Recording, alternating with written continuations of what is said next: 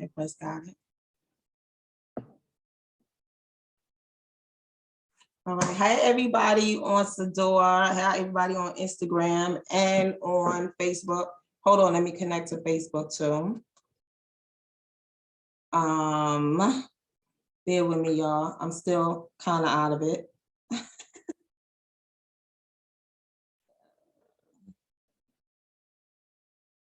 All right.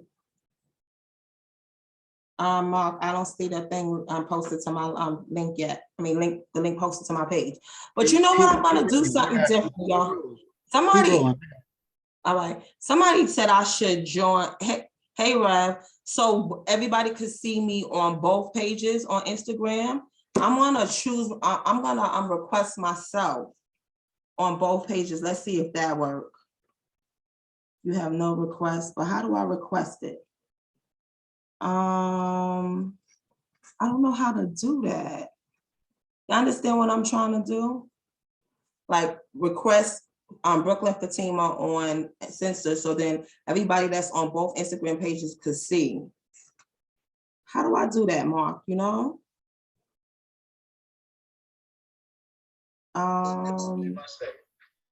Huh? Hi, everybody. Hi, everybody on Sadior land, Facebook land, Instagram land. We're trying to figure it out again. Hey, Lele.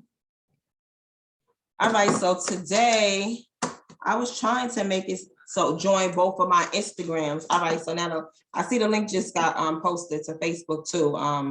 Mark, thank you. Okay.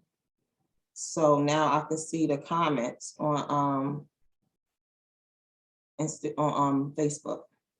I think we good now, y'all.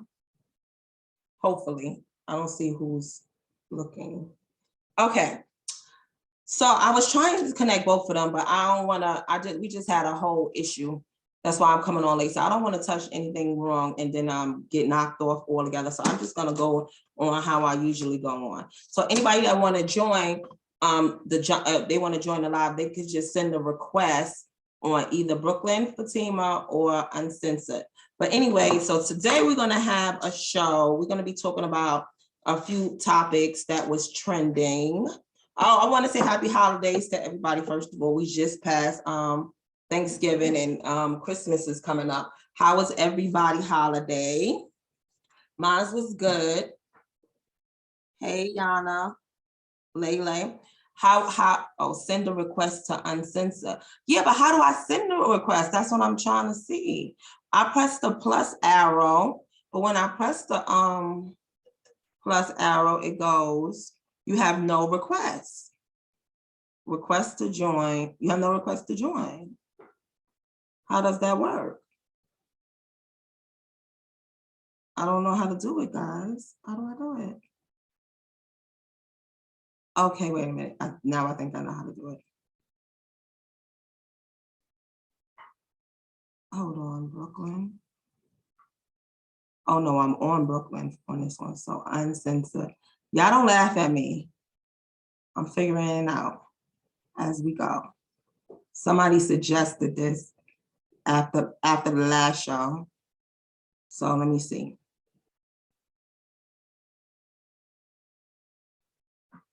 Don't laugh at me. Woman, we'll figure that out later. Start your show. It is started. I'm trying to make it better so everybody can view it at the same time. Woman, we'll figure that out later.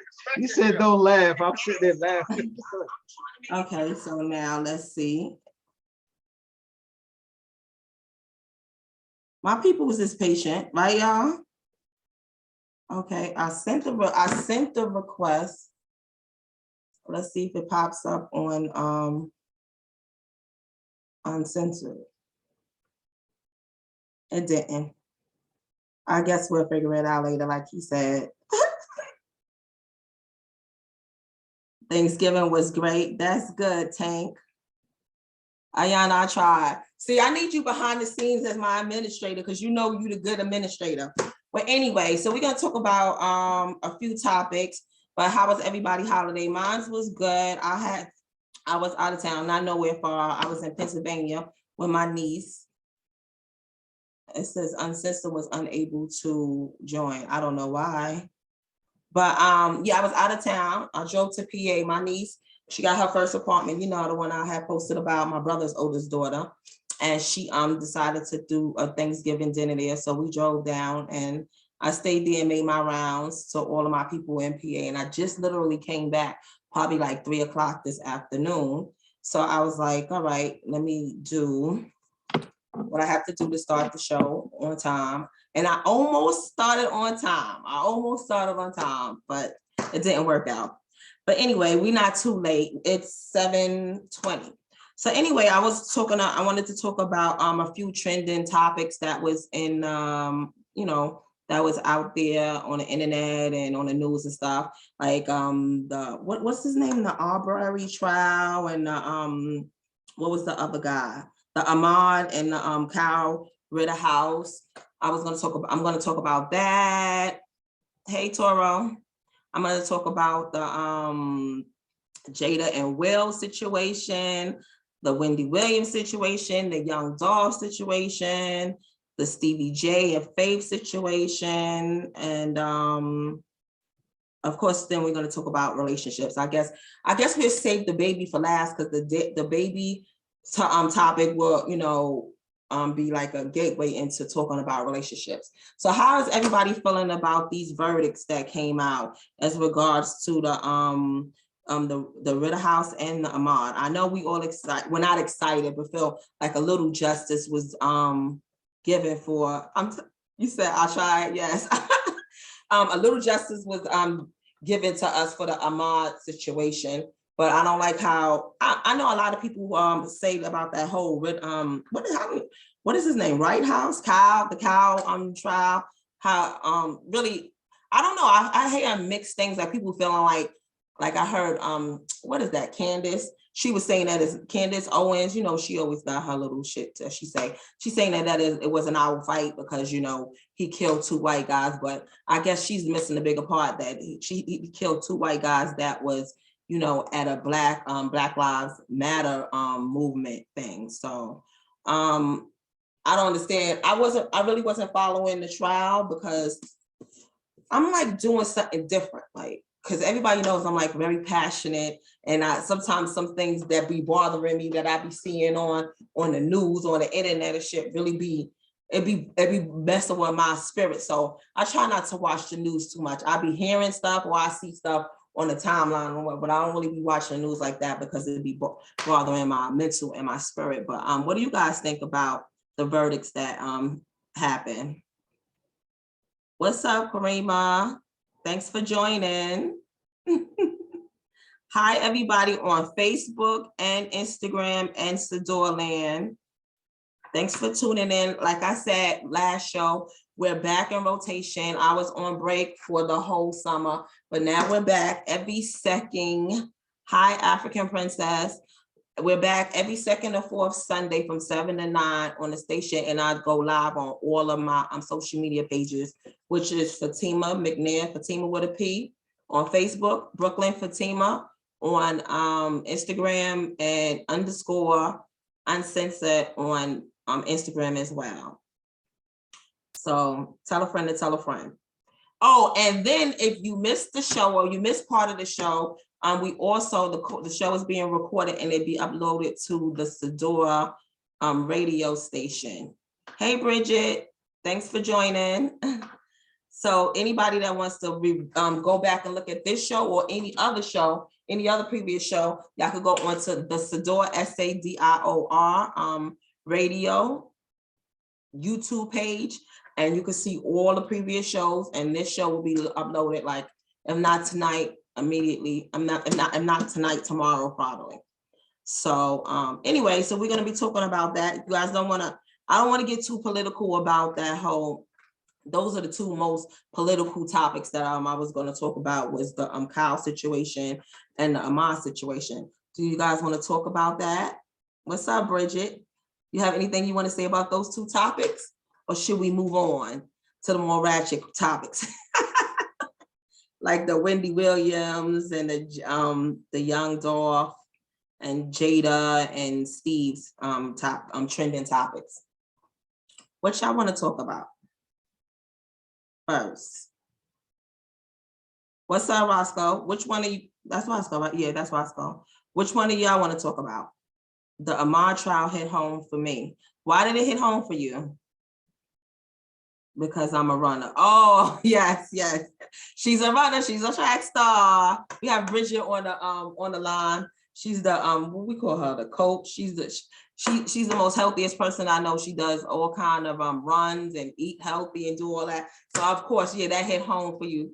So I know you feel a little vindicated that his death wasn't in vain. I know I actually wasn't watching the trial because I was like, when I heard about the whole Kyle situation or how that trial was going, I was like, both of these trials is not going to go good. So, we got one and we lost one. Hey, Sheeta, thanks for joining. I have to wear certain clothes to make people know I'm just running. What's up, Rafiq? Yes. So I guess, what else do you want to say about that, Bridget? Or we're going to go on to the next topic. Which y'all want to go to? I know I want to talk about the young dog situation. I don't really know who this guy is. I know I heard Peace Queen. What's up, Peace King? Don't come on here starting. Ayana. What I was gonna say? Yeah, so the young dog situation, I don't really, but prior to him getting killed, don't ask me who he is or what songs he sung, but that, that don't mean nothing because I be listening to songs and I like songs and I really don't be knowing who the artist is. But all I know is this whole young dog situation, don't be saying my government. Okay, sorry.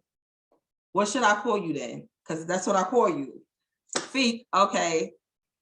Peace King. Anyway, yeah, so the young dog situation, I don't really know who this rapper is. I just found out about him like afterwards, but after he got killed, and I heard that, he was into a lot of, beefing with a lot of other different rappers, but I'm hearing like Memphis is really like turned up right now.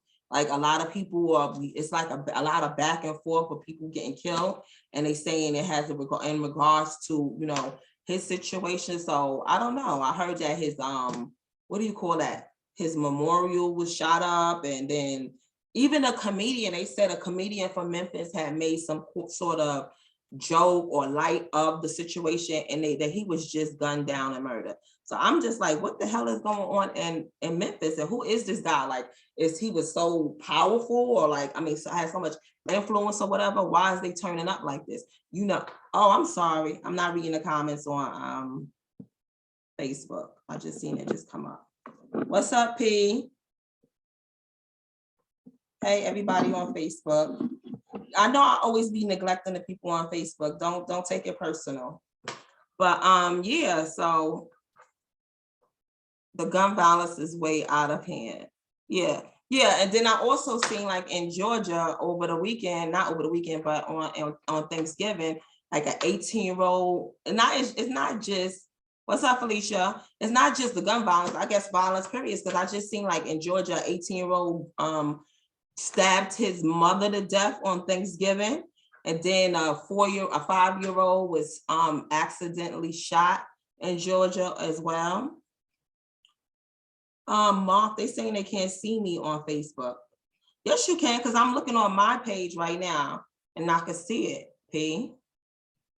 And I see I got viewers on Facebook. So you always have an issue with, you always be saying that you can't see me on Facebook. And then when I go and check, I'm looking at it right now. You're always the one that say you can't see it, but everybody else can see it. I don't know, just click on my page and the link on there, because I'm looking at it on my other phone and I see it. So we are on Facebook. Yes. Bridget said people need healing. Okay, yeah. Mark just now commented and said that he does see me. Yes, we're gonna talk about that too. It's a whole lot of trauma in our culture, and I don't know what is the solution. What can we do? But I know it's a whole lot of hurting people, and the cycle just continues and continues and continues. No, I didn't block you. Unless you started talking about my age. If you try to talk about my real age, then I probably did block your ass on Facebook. Because everybody know that's a funny story. Let me tell y'all about that too. I had a long talk with one of my nieces this weekend. And y'all know how I always be saying that I'm 26. My niece said that it's time for me to grow up. Like she said, it's about time for me to start saying I'm older than 26 because she's 27. And she was like, auntie, you cannot be the same age as me. So everybody, all right, I'm not gonna say my age, but all I'm gonna say is I'm from anywhere from 30 to 70, as Speak would say. I'm not gonna give y'all my age, but my nieces said I need to grow up and stop with all this 26. Every year I'm talking about I'm 26. I got nieces that's older than 26, and I said, well, you know how the hood is. The hood, you can have an aunt and niece at the same age, or even an aunt younger than the niece. But anyway, so I'm not 20. Next year I'm gonna go up to at least 30. Hi, Kevin. I'm doing fine. Bridget, don't laugh at me.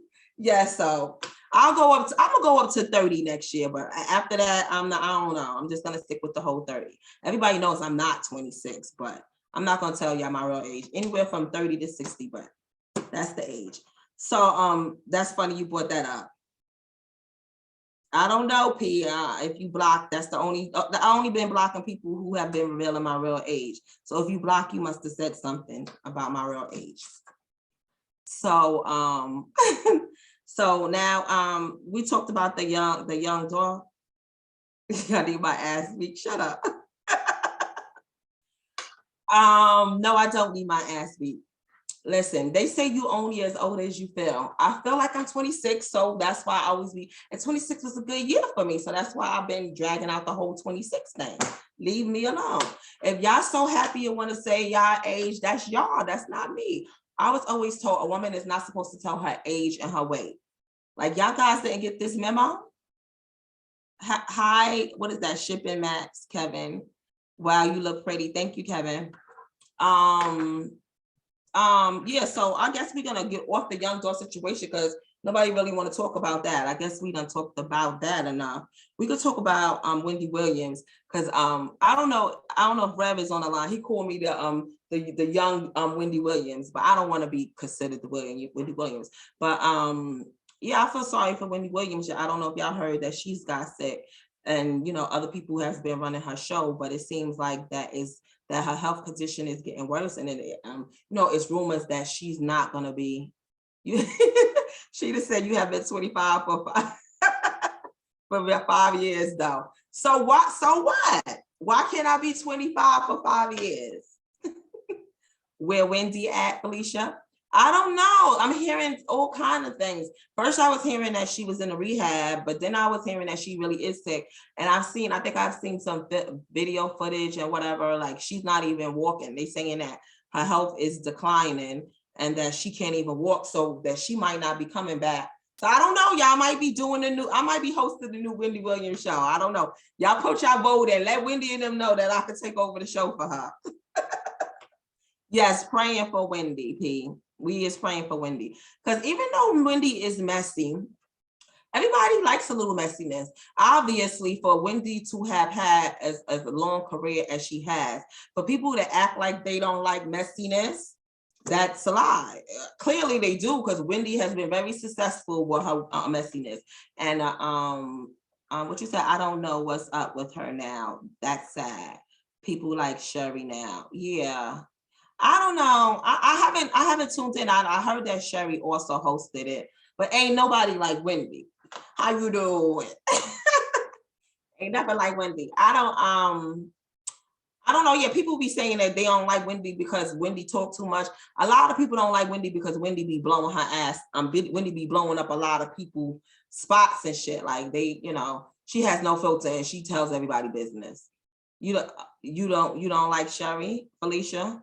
I actually have not caught one of the shows since she's been out sick or whatever. So I don't know who's the better host. And I think Michael Rappaport had hosted before too. Like they doing like a test run. Oh yeah, they said Remy and Joe was good. Yeah, I did wanted to catch that. I guess I got a YouTube that to see how Remy and Joe did. But you know that was, we all know that was temporary. Like, you know, they're not going to be taking over the whole show. But I don't know, because Fat Joe is on his little podcast, Bob, so He may be auditioning officially to take over Wendy Williams' show, but what Fat Joe gets on my nerves sometimes. So I don't know if I could be able to see him 5 days a week, like how Wendy Williams be on and everything. I like watching Fat Joe's shows like periodically. If somebody said, "Oh, he had a good topic," and I go on there, but to watch him on a regular basis, sometimes he just get on my nerves. Because sometimes I don't know. I don't like dick riders, and sometimes I think he be dick riding people, and he don't really be real. And he's supposed to be real, the real Fat Joe and all that. So I don't know. You didn't recognize Remy though? Oh, what her makeup made her look different? What made you didn't recognize her? What how different did she look?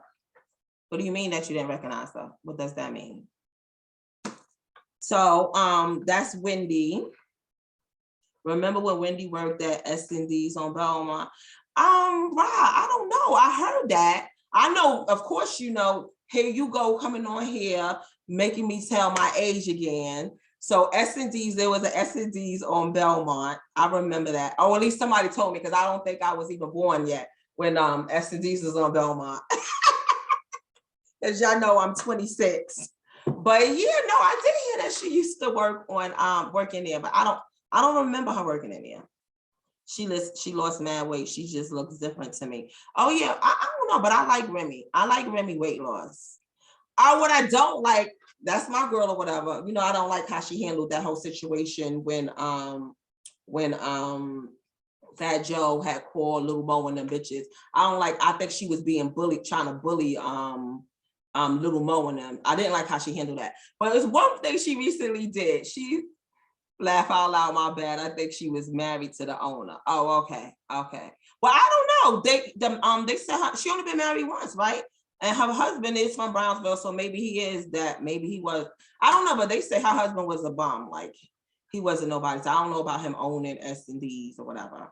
But yeah, the only thing that I don't like that Remy did recently, Remy is like promoting these waist trainer things, the new waist trainer. And this girl literally has no stomach. And it's not nothing personal against Remy. I'm tired of all of these people on here, these fake people that these people that be having, they don't have no stomach or their body is done or whatever. And they be sitting there promoting the waist trainers. Like, what stomach? Remy has no stomach, and she's sitting there trying to promote the waist trainer. So when I saw that little infomercial when she was on her line and she did on her live, that annoyed me. I don't know why, because you know why? Because I got a real fupa. And so now I'm going to advertise, what do you call that, waist trainers. You want to literally see the before, my stomach is big as fuck. And then when I put on the waist trainer, you see the difference. You Remy don't got no stomach at all, and she promoting this whole waist trainer. I ain't see no difference. So I be hating when celebrities be promoting stuff like the flat tummy tea, and they ain't got no tummy, and talking about, oh yeah, take this flat tummy tea or use this trainer thing. I hate that. That gets on my nerves. Mommy makeovers and shit, yes. And they said, and that shit is mad uncomfortable. Well, I'm okay with uncomfortable. Cause I wear what do you call that, girdles or waist trainers or whatever you call it. I wear it every day. Sometimes, you know, you got to be a little uncomfortable to look good. So if that makes it, if me wearing a girdle makes me have my fupa disappear, I'm with it.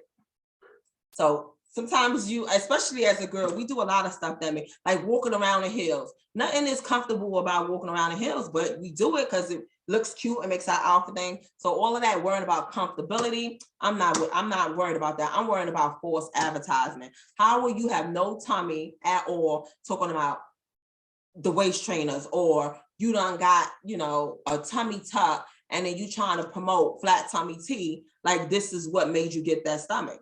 Don't do that. I don't like that. So when I become a celebrity, y'all, I'm never gonna do that. I'm never gonna promote something that I'm really not using, or I know I didn't use it. I promise y'all. What's up, Danielle? And that shit is mad uncomfortable. So yeah, we talking about Remy. I mean, we was talking about the Wendy Williams show. I was like, how did we get on Remy? But other than that, she's my girl. I like Remy.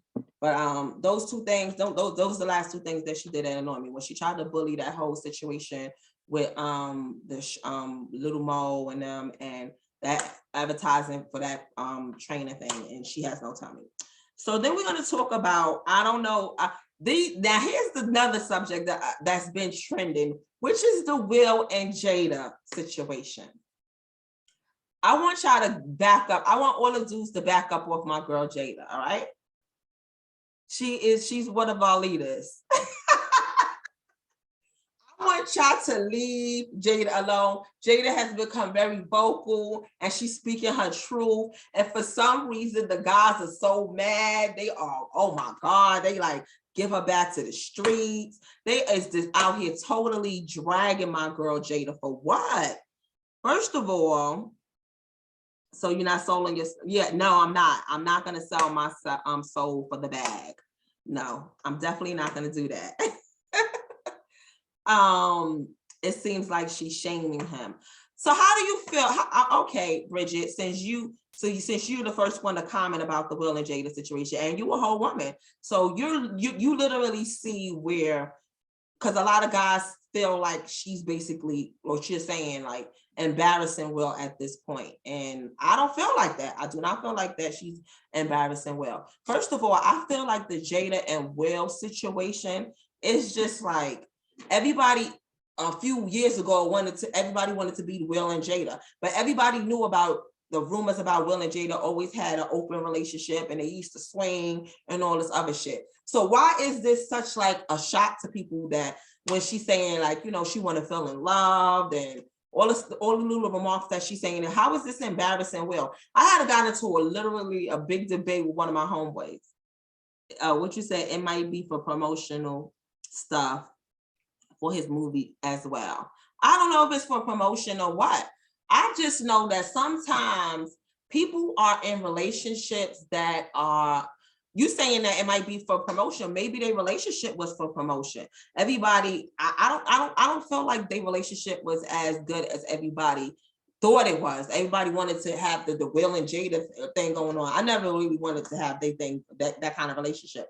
I feel like sometimes that people are in relationships, and especially when they're a celebrity, a lot of people are looking up to them, and it's like they're doing stuff for the public to make it seem like they're in happy, and not even just celebrities. We are regular fucking Fifis and Jerome's from the hood that be fronting and acting like their relationship is one way, and behind closed door, people is miserable. They in love with other people. They ain't even in love with their significant other. So I don't know, but I know eventually, I feel like when you be fronting in relationships, eventually the mask fall off. And I feel like everybody knows. Look at our grandparents. When you get older, you get too old to be fronting. You see how our grandparents don't have no hair on their tongue. They just say how they feel. Older people just say how they feel. They don't got no time to be fronting no more. And I feel like Jada and Will and them is getting older now. And I just feel like they speaking their truth. And I feel like people, especially guys out here, are more mad at Jada than Will actually is. I don't get it. You heard about it before. It's not shocking. Yes. Like, I don't understand why everybody is so upset with Jada for speaking her truth. And it don't seem like Will is feeling any kind of way. Like, even the situation, like I was telling you, I had a debate with my homeboy about when she had spoke on the Augustina situation. And he was like, oh, did you see Will face and all that? And I was like, so you really think that Will and Jada did not have a whole conversation about what was going to be said before they got at the the red table, whatever? No, I think that other people are taking on Will pain, like for their own personal reasons, but I don't really think that Will is embarrassed or feeling any kind of pain. Like, they've been doing this for years. They've been having people in and out of their bed for years. So if she's in love or she slept with, or she was, sleeping with Augustino, what's the difference? If y'all been swinging and having sex with other people, why do y'all think this man cares? I don't think he cares. I think he's the softer one in a relationship. Of course, Jada is a little rough around the edge, and she seems more, a little more rough than Will, but that still don't mean, I still don't feel like that Will is like embarrassed. Like, if he was embarrassed, he would give some sort of indication that he was embarrassed. And I don't think she literally would be doing all of this unless it's something going on behind the scenes. Like if she's purposely I don't think he cares anymore. You said he's just keeping his family together. Oh, the table says turn. So now the man is out here trying to keep the family together. But what family? The kids is grown now. What are they two kids' name? What is the daughter and the son name? They are old enough now, like, so all of that sticking together for the family, I mean, trying to keep the family together, they're old enough to understand that mommy and daddy is not together anymore. So I don't know if it's that. I just think that people, Willow, yeah. And what's the other Willow and Jaden. I don't really think it's about Willow and Jaden. I think it's about them now. I think it's they just tired of fronting and they just speaking their truth. But maybe Will, which is like a man, like, you know, in relationships, men don't really be, I'm gonna get into that too when we get into the baby topic. It's just like women are more expressive and talk more, even in relationships. So I feel like Will is just playing the position as the man. Like, we could be going through stuff and a woman will be more inclined to talk about it publicly or with her friends. And guys will not talk about it. They'll just bear it and just be silent, or, you know, won't talk or express what's really going on to anybody. So it's no different because they're celebrities. Like Jada is being more vocal because women are typically more vocal about how they feel and their emotions. Thanks, Sheeta. Yes, Willow and Jaden. So I don't know. So you ladies, how do y'all feel? Do y'all feel like Jada needs to stop? We don't need to get the guys' opinions on this because we already know they is over. I see y'all. I be all of my homeboys. I got like 5 homeboys that I'm always debating with. But on the scenes and behind the scenes, anytime they see this, anything about Jada, they be inboxing me, sending it like, oh, you're not gonna speak on this. You be all on your girl power stuff. Oh, that's what I don't like about you, Fatima. You want to drag men, but you think this is cool what Jada be doing. I be like, I don't know what y'all want me to say. I'm not gonna drag Jada. No, I'm not gonna do it. I don't care how much pressure they try to throw on me to talk bad about Jada. I'm not. Sorry, just not gonna do it. So it's a publicity stunt. That's what you think, P? You know, P is not very what do you call it? You be a pessimist about all of this. P always think everything's a publicity stunt, and she be like, publicity stunt. She be like, them celebrities. Oh, I don't believe half of the shit. They are geniuses. Changing your phone, earn money. No, okay. They geniuses. You P don't believe nothing is real. So what you think? You think you don't think that this is real? You don't think that they're really going through marital issues? I mean, you really don't think that she all the stuff that she's saying about how she feels, she never felt loved, that she want to feel what real love feels like and all that. You think that's all a publicity stunt? Absolutely. I don't know. Hi, Kevin. I don't know. It may not be a publicity stunt. I don't know about you, but we all been in situations where, you know, you may put on a front because you know, and then eventually you be like, man, F this. I don't even like him. Like sometimes you get in a point in a relationship where you don't even feel like fronting no more. You just be like, here he come. Like, I just think that Jada is at her at the end, and she's like tired of fronting. Like, every time they coming out with something, she says something to get everyone in a frenzy. I don't know. It may be a publicity stunt, or it might be real. These people, these celebrities are real folks, and they're not perfect, and they have relationship issues and all that. So I don't automatically think that everything is a publicity stunt. These motherfuckers is just as ghetto and dysfunctional as you and I. So you said to tune into the Red Table and to buy his book. I don't know, because I still haven't. I probably saw 1 or 2 episodes of the Red Table. All the stuff that I know about what's going on, I catch it on social media. So it's really not. I don't know if it's really working for getting people to tune into the Red Table. Yeah, I could. Yeah, it could be their truth. Yeah, it could be. What did Bridget say? That's like when he said he was fat. We didn't know what it was for, and then we saw the movie he had to gain weight for. Okay, that's true. I like Will. He is a great motivational speaker, though. I don't know. And you know what Forgive me, y'all, I'm about to go there. I really do think that Will is not holding. I don't think that she's sexually pleased with Will.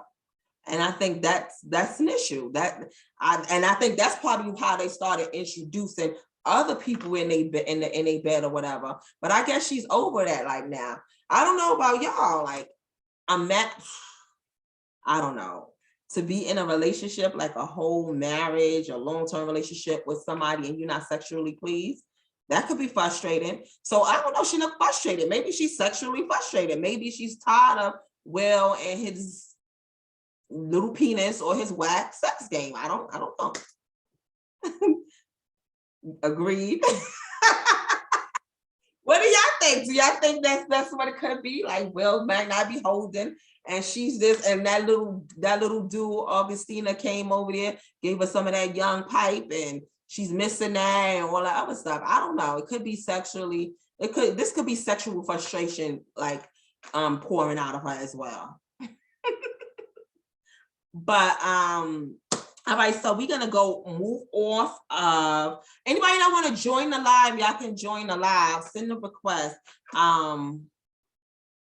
Kevin, you asking me where I'm from. I'm from. You don't see where it say Brooklyn, Fatima. I'm from Brooklyn all day.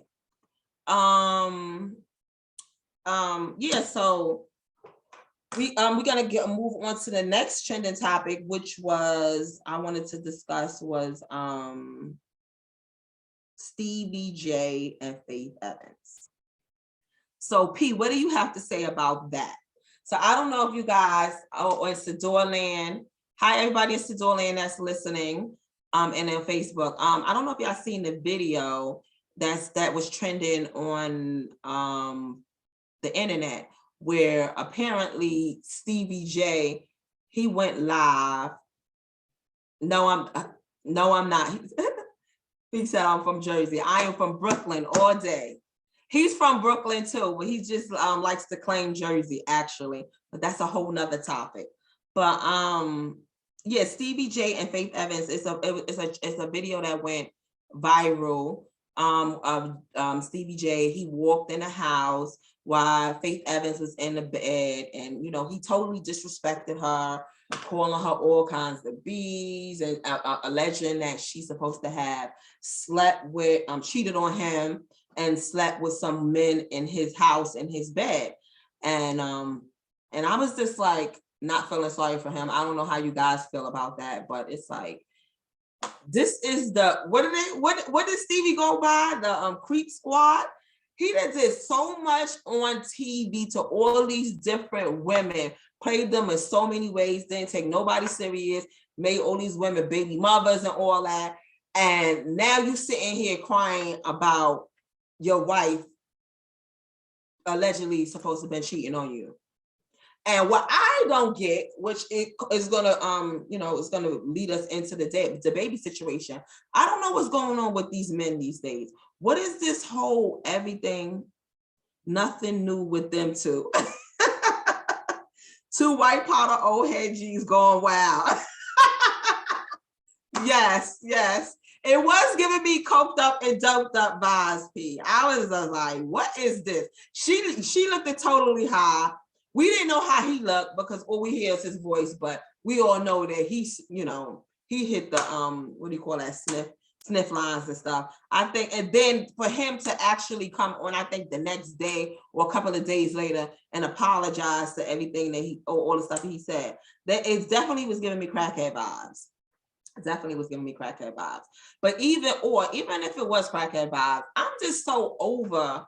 I know I'm going to sound a little biased or whatever, but hear me out. I'm so tired of all of these men and these feminine traits, like the baby situation, the whole Stevie situation. Why is this whole, every time something happens, they going on live and they going on the internet, airing these women out for whatever they allegedly did or didn't do. Like, I thought that's what we do. Like, as women, we get mad, we get emotional, we talk shit, we tell all our friends what happened, or we might get on social media. Even when we do it, it's not right. But it looks totally whack and weird when I see grown-ass men doing this. Now, I always thought that Stevie J was corny. They falling in line with the wave. Everybody go on social media first. I mean, first of all, I can't understand, but the baby, he's kind of young. But Stevie J, he's like what, almost 50, if not 50 years old. He's too old for that. Like some things I understand it's a wave, but some things you just don't gotta follow every wave. And I feel like that whole getting, I don't know. I don't know, call me biased. I just like masculine men. I don't like men that be talking too much, gossiping and doing little feminine shit like that. We get into an argument and you gonna go on fucking social media, like and air me out. That's not manly to me. So I'm not really respecting that. I don't like Stevie J doing that, and I damn sure don't like what the baby did. We gonna get into the baby situation. Stevie been corny to me. That's what you said? Yes, P. Very, very corny. Creep squad and that little that little stupid little rat face that he be making. Today's men, the yesterday men's not with us. What do you say? The yesterday men not with us. With it. Yes, exactly. Call me old school. Give me some old. Yeah, that's the thing. I don't like old dudes. I don't like old dudes. I don't like dudes that's my age that look old. But I want old school values. This new batch of men that's out, they just so damn feminine. Like they just be doing too much feminine shit. It's just ridiculous. Like you're on fucking social media airing out your wife or airing out your baby moms. That is so whack to me. That's what girls do. And even certain girls will say that's frowned upon. Like you don't do that. To see grown men doing that, I don't care if it's a wave or what. That shit, they need to get off of that wave. One out of Love and Hip Hop days, right? They don't know when the cameras when it says cut. You're not on Love and Hip Hop right now. Like you don't everything don't have to be televised. You literally caught if Faith did actually cheat, you literally like the first thing you thought was, oh, let me go on live and tell everybody this is what she did. Oh, hey, boo. So it's wrong for me to get online and talk about this dude penis because my feelings is hurt. Everybody, okay, you're not on my page if you are Uncensored. That's my homegirl, boo. She's a hot mess. Listen, I'm not gonna tell you to not do it because I thoroughly enjoy your rants. Don't fuck with boo because when she have a good night. when she get on her bullshit, she definitely gets on her page and put on all kind of memes and all that. But again, that I feel like that's not so unexpected for a woman. We are emotional creatures and we be doing the most. So I wouldn't suggest you stop if that's what you want to do. Maybe these little dick niggas need to stop fucking with you because when they fuck with you, you air them out. Well, you're a whole asshole. But yeah, maybe you should stop doing that. That's not nice because all right, y'all. Let's get serious. I don't think it's nice to be airing out a guy or trying to bash a guy because of his penis size because he can't help that. Boo. Yes, you need to stop that. People, guys, we all, women have this advantage. If you don't have any titties, you could go buy titties, you could go buy ass, you could do whatever. But if a guy is born with what he's born with, we can't bash him. He has no control over that. So no, that's not right. You need to stop dick shaming on your page. Yeah, I said it, y'all. I'm being fair. I'm not. I'm being fair. I told my friend she needs to stop doing that. It's been given bitch vibes from season 1 of Love and Hip Hop. Okay, yes. Oh, Boo said he should be humble. Well, then that's the thing too. It's true. I don't know if you want to speak your piece, Boo. What's up, George? Thanks for joining. So my homegirl boo that's on the phone, that's on the line. Her reasoning behind airing some of these little penis dudes out is she said they need to be humble because some of them be doing the most. They be having all this big dick energy with little ass dicks. So she be humbling them like, listen, little wiener. She goes in like she's fucking hilarious.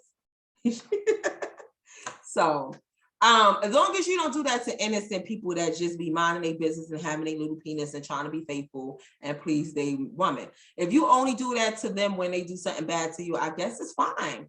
I don't know. I'm on your side. Shrimp, you stupid. So if I feel like I stand on that. I don't think it's good to be cheating at all, but I think it's horrible for you to have a little ass penis and have the audacity to be out there cheating. It's like,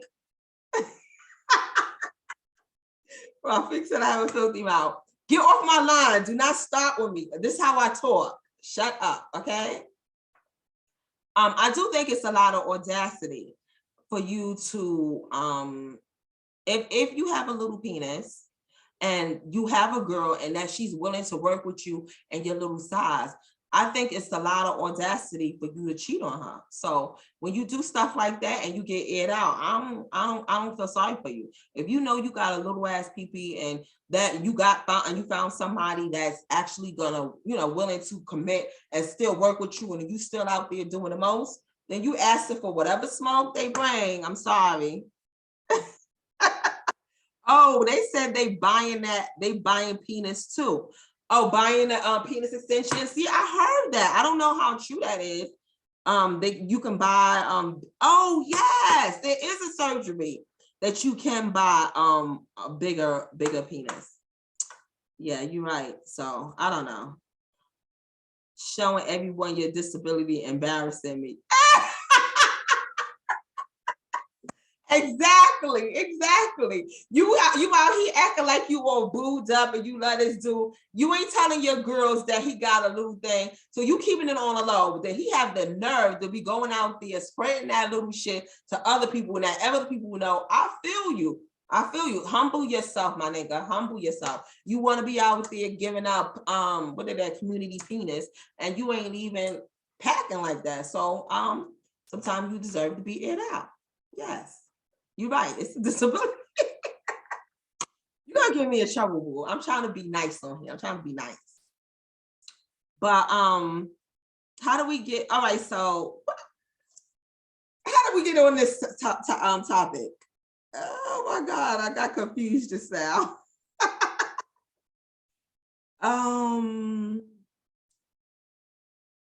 Okay, so we was talking about this new era of men that like this whole Stevie J and the baby situation. I just don't. It's just like this new era of men, like this batch of men that's out here. It's like weird to me. I don't know. Oh yeah, you know what else I wanted to talk about? The Joe Budden situation because I didn't get to talk about that because the last show I forgot what the last show was about, but that was one of the trending topics about the Joe Budden when he allegedly, not allegedly, he did. I seen the video when he came out and was saying how he's bisexual, but then he backtracked it and they was trying to say that he was just playing or he was trolling or he was doing that for, I don't know. I found it weird because I know what they say about behind every joke, there's some truth. I don't understand why a heterosexual man would joke about going publicly and saying that he's bisexual. Like, I don't know. I'm a little confused, like, cause I was raised around manly men, like, what do you call that? Muslim men and dudes, like street dudes or whatever. And I don't see definitely Muslim men is not going to be playing no homosexual game, playing like they're gay or saying that they're gay and then come back and saying we was just playing and trolling and stuff. So that's definitely out of my league. Like I never seen them doing that. And then street dudes, like I don't get this whole, like even like Charlemagne. I was just on the phone with my honey today talking about Charlemagne. When he does all the little gay jokes, I don't like it. I don't appreciate it. Like I don't think heterosexual men should be joking like that. I heard, what you just say? That's lies. I heard you have to watch the whole episodes to get it. What's up, Steve? To get it? Well, I don't know. My thing is this. We know how the internet is, and we know how you could say one thing and then they could chop it up and take it and make a headline of it. I literally saw enough where he said, yeah, go ahead, run with it. I'm attractive to both men and women. I just feel like, and honestly, before he even said that, Joe Budden gave me bisexual vibes. And then they said his ex-girlfriend was online saying that she could have told us that.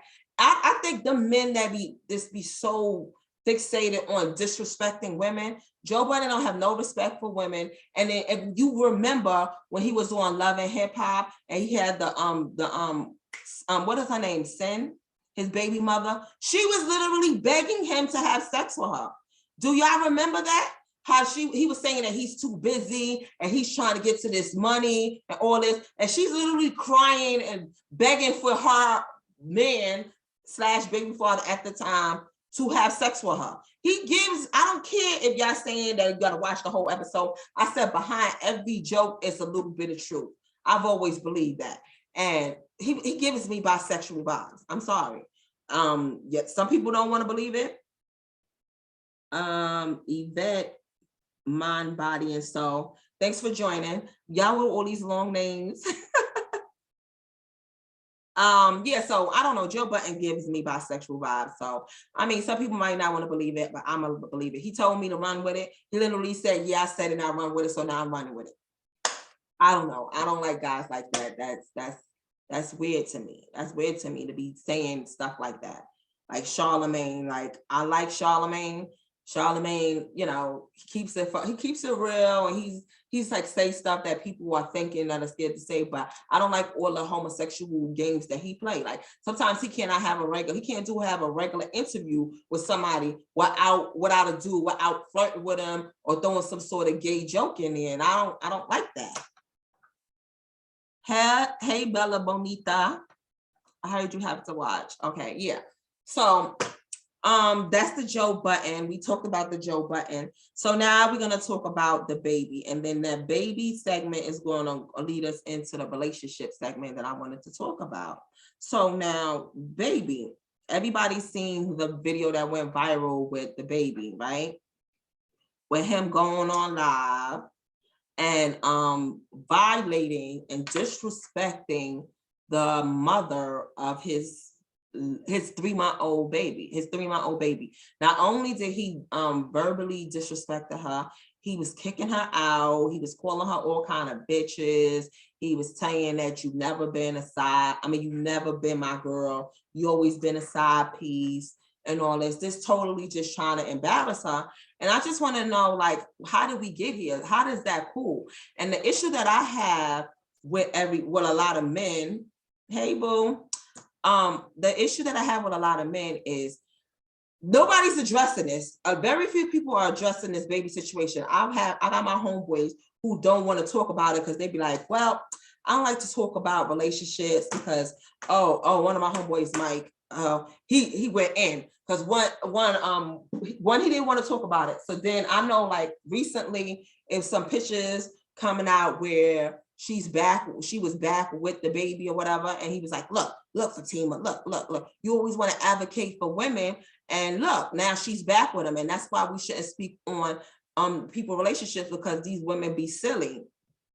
Hey Leash, these women be silly. And I was like, you know, regardless of, I feel like and on the baby and what's her name, Danny topic, I actually, when that shit went down, I actually posted it on my page and I had gave my review on it.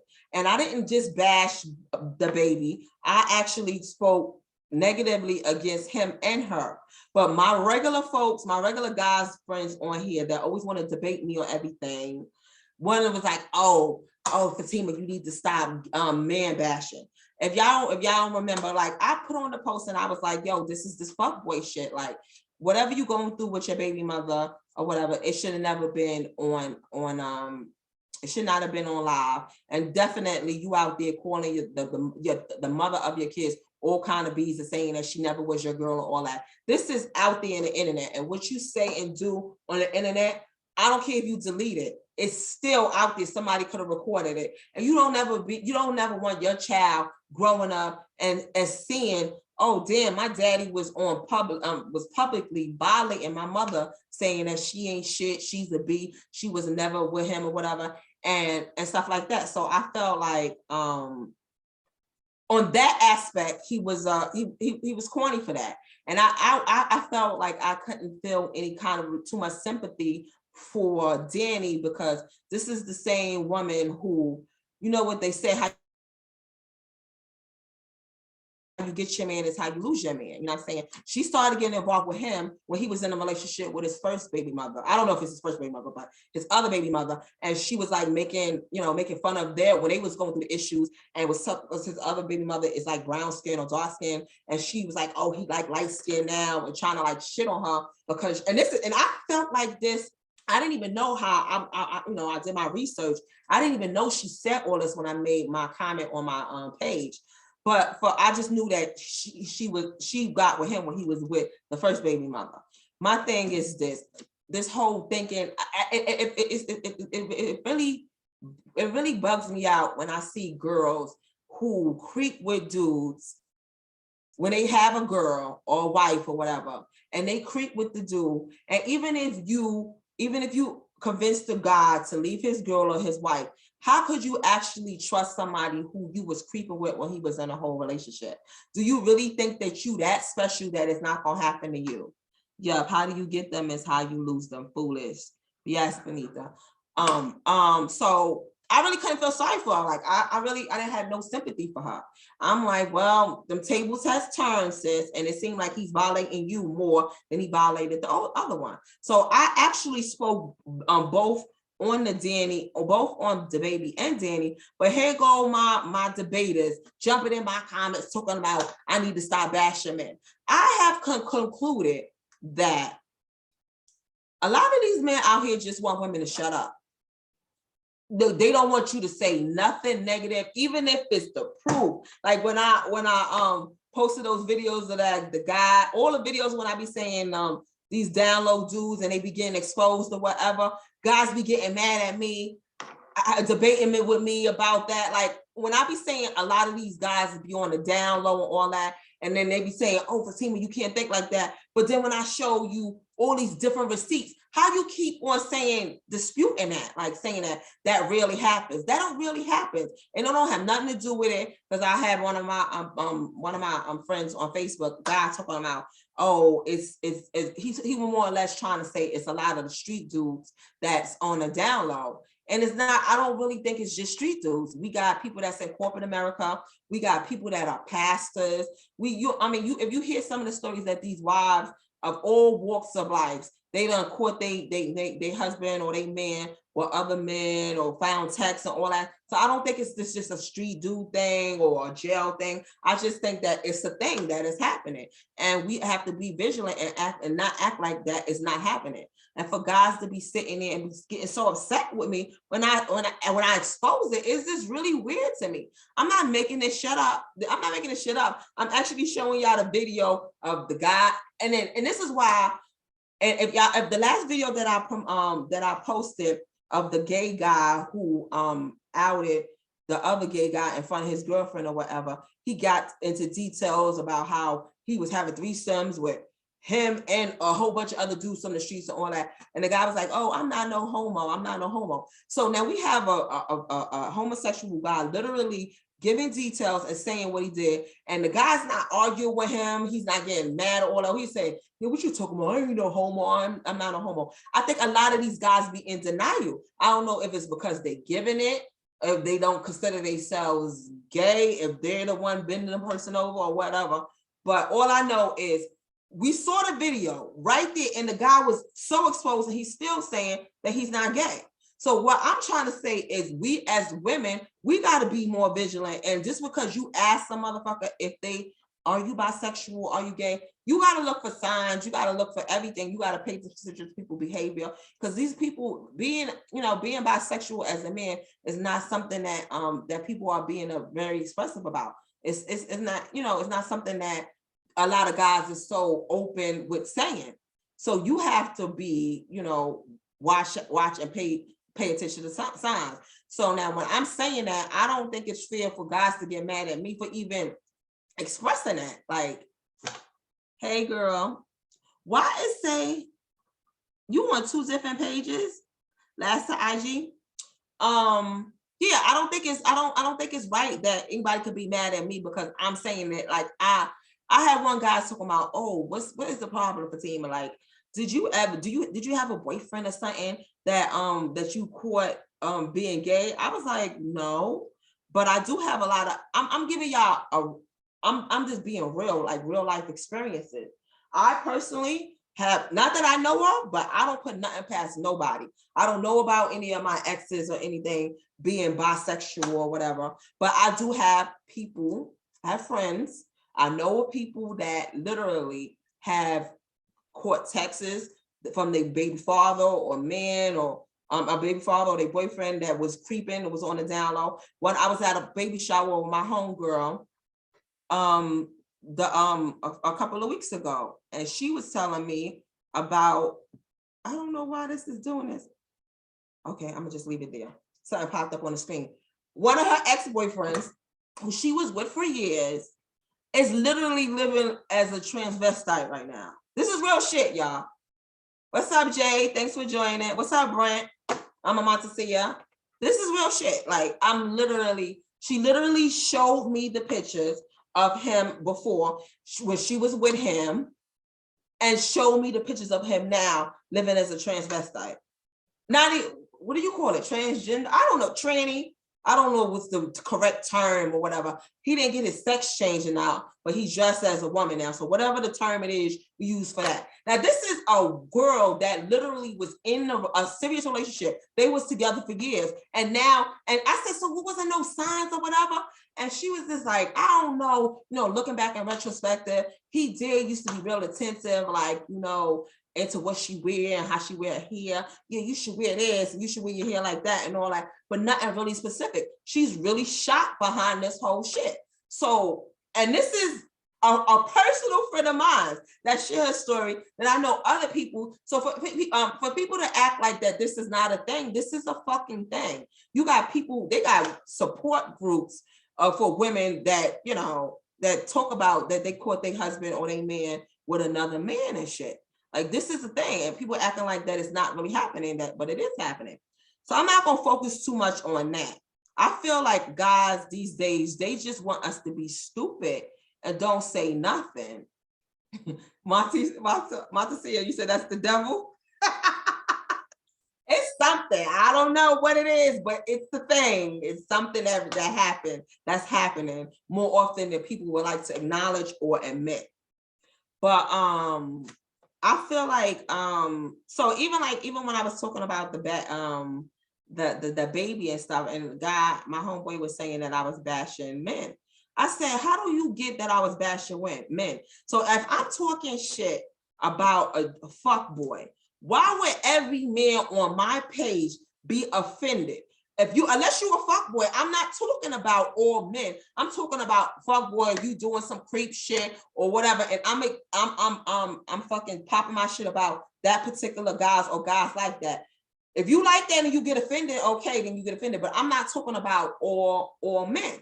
So now I'm talking about the baby, and one of my homeboys is like, stop bashing men, and I'm like, how am I bashing men? I specifically said this is the fuckboy behavior, because this is the confusing thing about baby. Baby was acting like, what's up, cuz? Baby was acting like he's not, like this girl is a figment of her imagination to assume that they was in a relationship. Now, for one, he was having unprotected sex with her. He was living in her house. There's videos of he was taking her on trips. He was doing all this. It appeared to be like they was in a full-fledged relationship. And then they got videos of him talking about, I love you and all that. So this woman in her head is like they're in a relationship. but he's saying that they're not in a relationship. They never was in a relationship. So I'm trying to understand if you doing everything like you in a relationship, how you gonna get mad at this girl for thinking that she's in a relationship? People too fucking sensitive.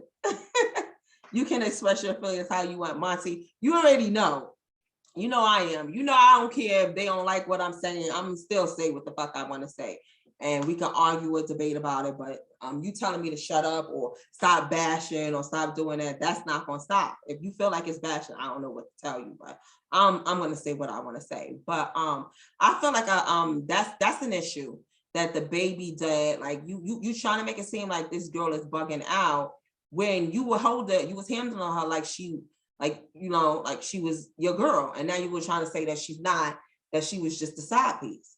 So I would so you just go around doing this to everybody. So if you have a main girl and you just have unprotected sex with all your side girls, have them living with you, taking them on trips, telling them you love them and all that, like I don't get, like how is a woman supposed to distinguish what's real and what's fake if you doing real life relationship things with her, but then you trying to say that she ain't nothing but a side. Then you literally had a baby by her. Like I'm literally confused. I'm confused out here. So I don't want to take up for her too much or whatever, because I kind of think that she got what she deserved.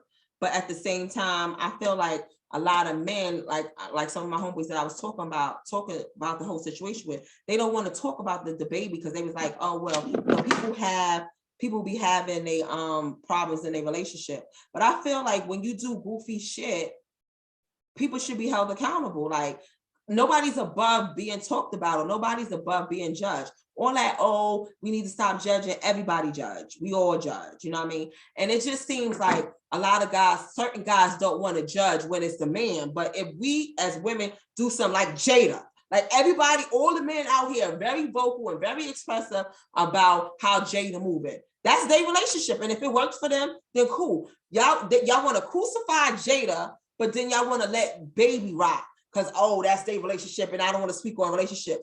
But when Jada is doing what she's doing, all these men got so much to say about what she's doing is fucked up and we don't need to leave her, all that. But y'all don't want to speak on the baby because, oh, that I want to speak on. I had one of my homeboys was like, oh, see, now they back together.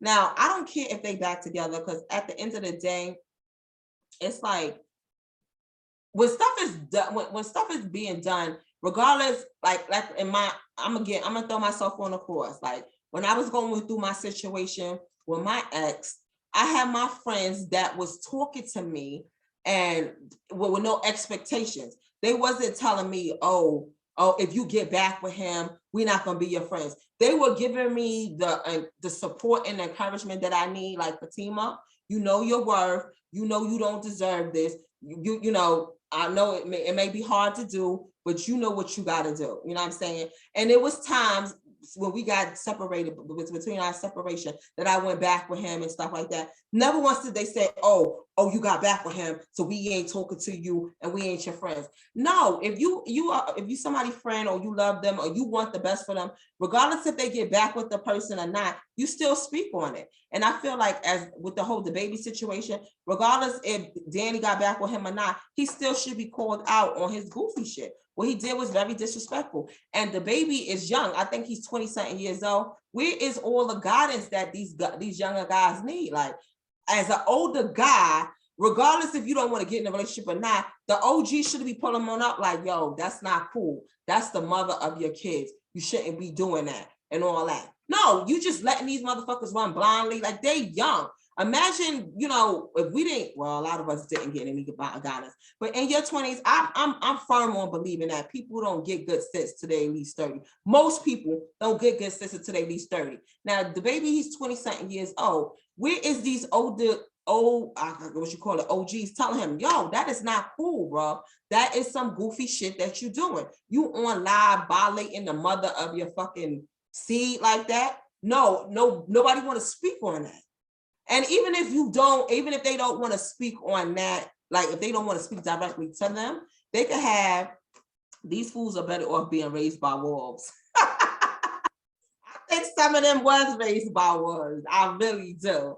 It's like, and I don't know, like to me, I don't like, for me and my nieces and my people that's around me in my younger generation, I feel like I don't want my the younger generation to go through what I went through. So if I see them doing something that I possibly done, or I know where it can lead, I'm going to talk to them.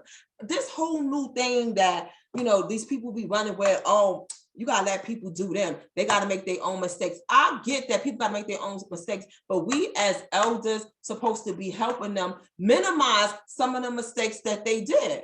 What's up, Mike? Do not come on here with your foolishness. No. I'm not going to do that. Hey, Mike. Hi, friend. How you doing? You might be coming in peace. But what's up, Twain? But I doubt you always coming with drama. So, but let's see what you got to say. I just feel like as older generation, we sit in here, we see them doing goofy shit and we don't say nothing. And it is like, oh, they gotta learn, they gotta make their own mistakes. I thought as like even our parents and our grandparents, we did make our mistakes, but they still was there to tell us, don't do that. That's stupid. This gonna happen. That's gonna happen. But our generation is so like, don't give a fuck no more. You just be letting these younger generations do anything and don't even pull them up on nothing. Where is, okay. What's up, Twain? Let me see. Go live. Somebody's gonna join. What's up, Twain? Let's see. I'm pressed. What's up, Twain? It was the whole village raising you, the whole hood. Yes. What you got to do? You chiming in about what part? I'm just chiming in because I just went live on my gram when we were talking about we're a product of our environment, or that's just a lazy excuse. Mm-hmm. And what you're saying, far as it definitely takes a village to raise a child, and we all need to start holding each other accountable out here. Like all the goofy stuff that go on in our neighborhoods, and we're not saying much about it. Is becoming a problem. You know what I'm saying? It's a big problem. It's actually hurting us, and it's kind of everybody wants to mind their business, stay out the way, et cetera, et cetera. And look what it's doing. It's not helping us. It's really not helping us. It's really not. It's actually hurting us. You know what I'm saying? It's hurting us. But it's this kind of a mentality of us, of the older people. It's like we can't tell those kids nothing, and they're not listening to us anyway. But okay, we can show them something better, and we also can basically, let them know like this is not right. Like you see, like I've been around young boys many times, and they sit there thinking and plotting some dumb shit. I'm like, yo, bro, nah, that ain't what we do, bro. That ain't what we do. You know what I'm saying? There's a better way to do that than that. You just because you got a job and you set up wood or whatever. That shit you could. You hear the comments? They say they quick to just pull out their phone. Like even the older ones is doing that now. If they don't, it's no pulling up. Did you see about that situation in Philly on the train where the young lady was raped on the train? I heard about it. Yeah. And they just basically recorded the lady being raped. Like that right there, that should be a crime. If you sat there and watched somebody be assaulted or whatever the case may be, you should be arrested along with them. Not as a sex offender, but should be a whole different law for your silly ass. It's no accountability. Nobody's being held accountable for anything anymore. And then this is my homeboy Twain. He's been on the show quite a few times, and I know you are one of the ones that will pull up these younger dudes and on goofy shit, but I feel like it's just not enough for you people like you. Hold on, let me read the comment. The sad part is talking to these young knuckleheads be saying they got 20 years in them. Yeah, that's crazy. Like they don't mind going to jail. It seems like they having a race. They seem like that comes from the brothers that been there and came home glorifying jail. You know what I'm saying? And they don't tell them about the dark side of it. Yeah. They'll tell about, some of them don't tell you about how they were paranoid sitting in the corner whereby these motherfuckers gonna wash them about the house. Yeah. You know what I'm saying? They don't give them the dark side of the prison system.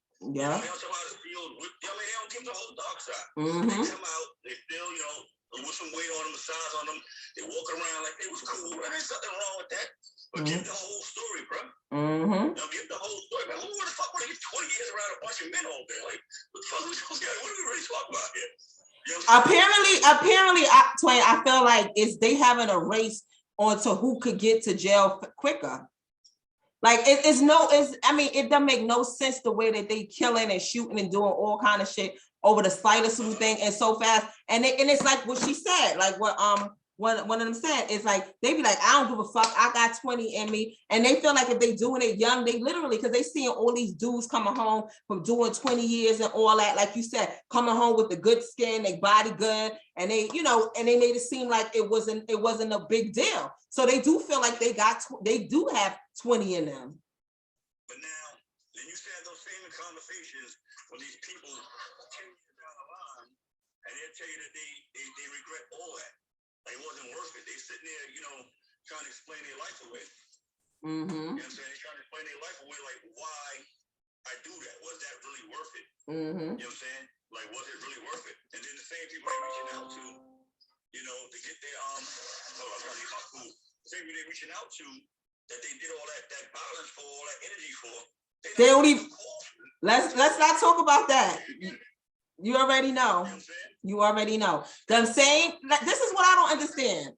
These guys will sit there and shoot up a whole, and the stuff that I'm hearing, like even with that young dog situation, they were saying that they were shooting up people's houses and grandmother cribs and all kind of crazy shit. Y'all doing all this catch and wreck. They would catch more wreck for their homeboys than they would do their own ladies. And then when they get locked up, these dudes don't be the ones writing them, coming to see them, giving them nothing. These same dudes that you just caught 24, they not even holding you down they be gone within the first 5 years. They have so much bro love. Bro love is destroying the Black community, man. I'm glad you saying it and not me. Bro love. I'm a real dude. I love my dude. I rock with my homies. I fuck with my niggas to the end of time. Right. But at the end of the day, I ain't have no bro love community situation I can't get my ass out of. Mm-hmm. You know what I'm saying? And that's not what we're gonna do here. Like, we just not that stupid. You know what I'm saying? Well, you may not be that stupid, but apparently there is a lot of people that are that stupid. But then when like I said, you wise up when you sit behind a wall. That's crazy. You don't have to do that, man. Mm-hmm. You know what I'm saying? We don't have to do that. Like, us as a community, it's our job, it's our responsibility to try to educate. Now, you can't bring everybody to Hollywood. You know what I'm saying? Everybody can't go to Hollywood. You know what I'm saying? Mm-hmm. You know what I'm saying? But you got to try your best to try to reach these people. That's just duty. That's part of our job. You know what I'm saying? Well,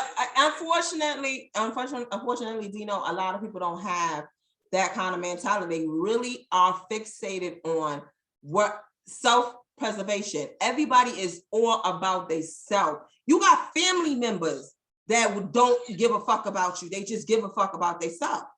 So all of that expecting to, the community to care about each other, it seems so far-fetched right now. It's very few of us. Some people be saying I'm too passionate. Oh, you care about motherfuckers too much. Yeah, I'm sorry. I had to do something. But yeah, I'm outside. Yeah, I'm sorry. But yeah. Monty said, I think we're too quick to give up on the youth. I absolutely agree. That is the problem. I'm gonna ask the audience this. When we give up on the youth, right? I don't know anybody's age, but I say 20 years from now, whatever age you're gonna be, the youth are the ones attacking you. The same youth you gave up on will be the same ones that's gonna attack you. Mm-hmm. So you gotta not, stay out the way, but you gotta preserve yourself at the same time. Mm-hmm. You know what I'm saying? Because once you give up on them, and 9 out of 10. Them be the ones gonna be busting you in your head, taking your Social Security check. We gotta try to save as much as them as we can, because these are the ones that's gonna grow up and be ready to bust up beside our head and take our pocketbooks and Social Security checks. We won't be this young forever. We gotta start to preserve ourselves going forward. Mm-hmm. And in order to preserve ourselves, we gotta preserve the youth. Mm-hmm. You know what I'm saying? Mm-hmm. You know what I'm saying? We really do. And it's kind of crazy to look at it that way, but we have to look down the line now. You know what I'm saying? I'm 47 years old. And 13 years from now, what I'll be? What? 60? Mm-hmm. 13 years from now, that little 19-year-old, he be in his 30s. Mm-hmm. He might try me. You know what I'm saying? Oh, they'll try you now. They try you now. They would. They definitely would. You just got enough energy to maybe to back them off you right now. But when you get 60, you ain't gonna be able to do that. Right. I might can't wrestle the same. You know what I'm saying? Right. Well, pure and sexy, so they gotta want to preserve themselves. That is true, but you see, these kids are looking for guidance out here, man. They really are. They desperately looking for guidance. They just find it in the wrong places. BK Fat said all the youths don't listen. Some don't give a fuck. Yeah, so but this is they're a product of us. How do you think they got like that? So we gotta it's all about retraining right now. Nobody want to take accountability of how the youth got like that. You know what I'm saying? They don't give a fuck now because we taught them not to give a fuck. A lot of us abandoned them and wasn't there for them and didn't show them that you gave a fuck about them. So they took on that same energy. If you ain't get your love, the proper love and support from your own parents, you already done got, the deck has been stacked against you. Marcy BMM said we need to talk about entrepreneurship. Entrepreneurship is important, man. I don't know what your line is pertaining to this topic today, but they want to switch gears, I guess, and go to entrepreneurship. What do you want to talk about, Monty? Honestly, I will say this. I feel like I know I think that entrepreneurship is increasingly high right now. I know so many people that own their own business, Black people. Like I've never seen so many Black owned businesses ever. Like, so I feel like people are on it right now.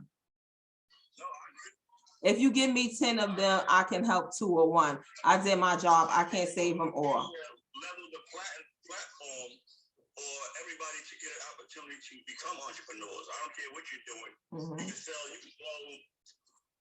toothpicks on social media. You can be whatever you want to be. You know what I'm saying? BK Fat said, if you give me 10 of them, I can help 2 or 1. I did my job. I can't save them all. Nobody's expecting this. Yeah, we know nobody can't save them all. But if you're one person and you take a commitment and you save 1 or 2, and Dino saved 1 or 2, and I save 1 or 2, these numbers all start adding up. Here's the thing, right? And it ain't the fact that change saving all.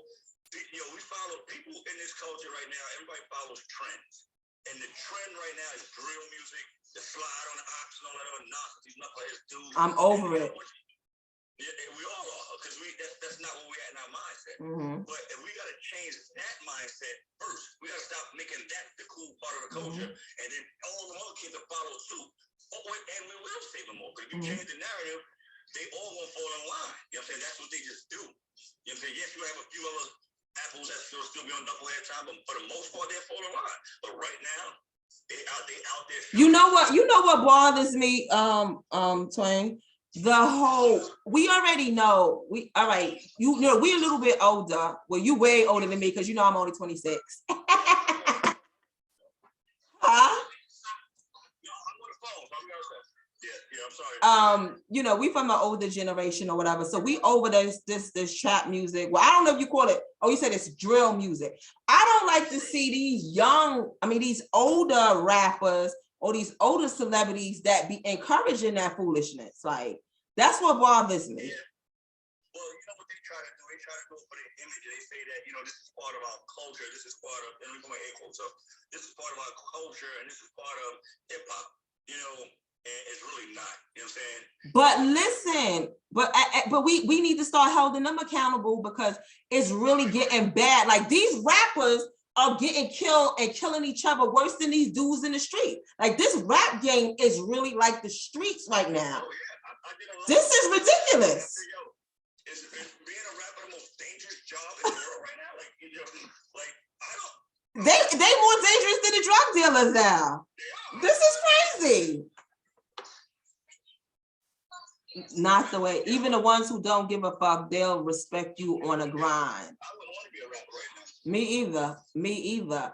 But I feel like, what a lot of these older rappers are doing too? They know their time is almost up. So they is trying to piggyback on these younger guy ignorance. You know what I'm saying? Like, y'all really sitting there trying to promote these, like, literally, all my friends is dead. Like, making kind of music like that, like just killing everything. And that what is those rappers that come out of Chicago and like, what you call that? Memphis is where Young Dolph is from, right?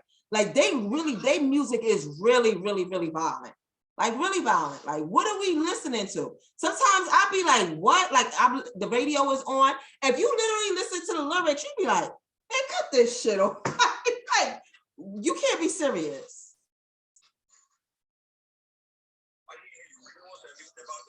I'm getting rid of my food. This guy is really slow with my change. Give me 1 second.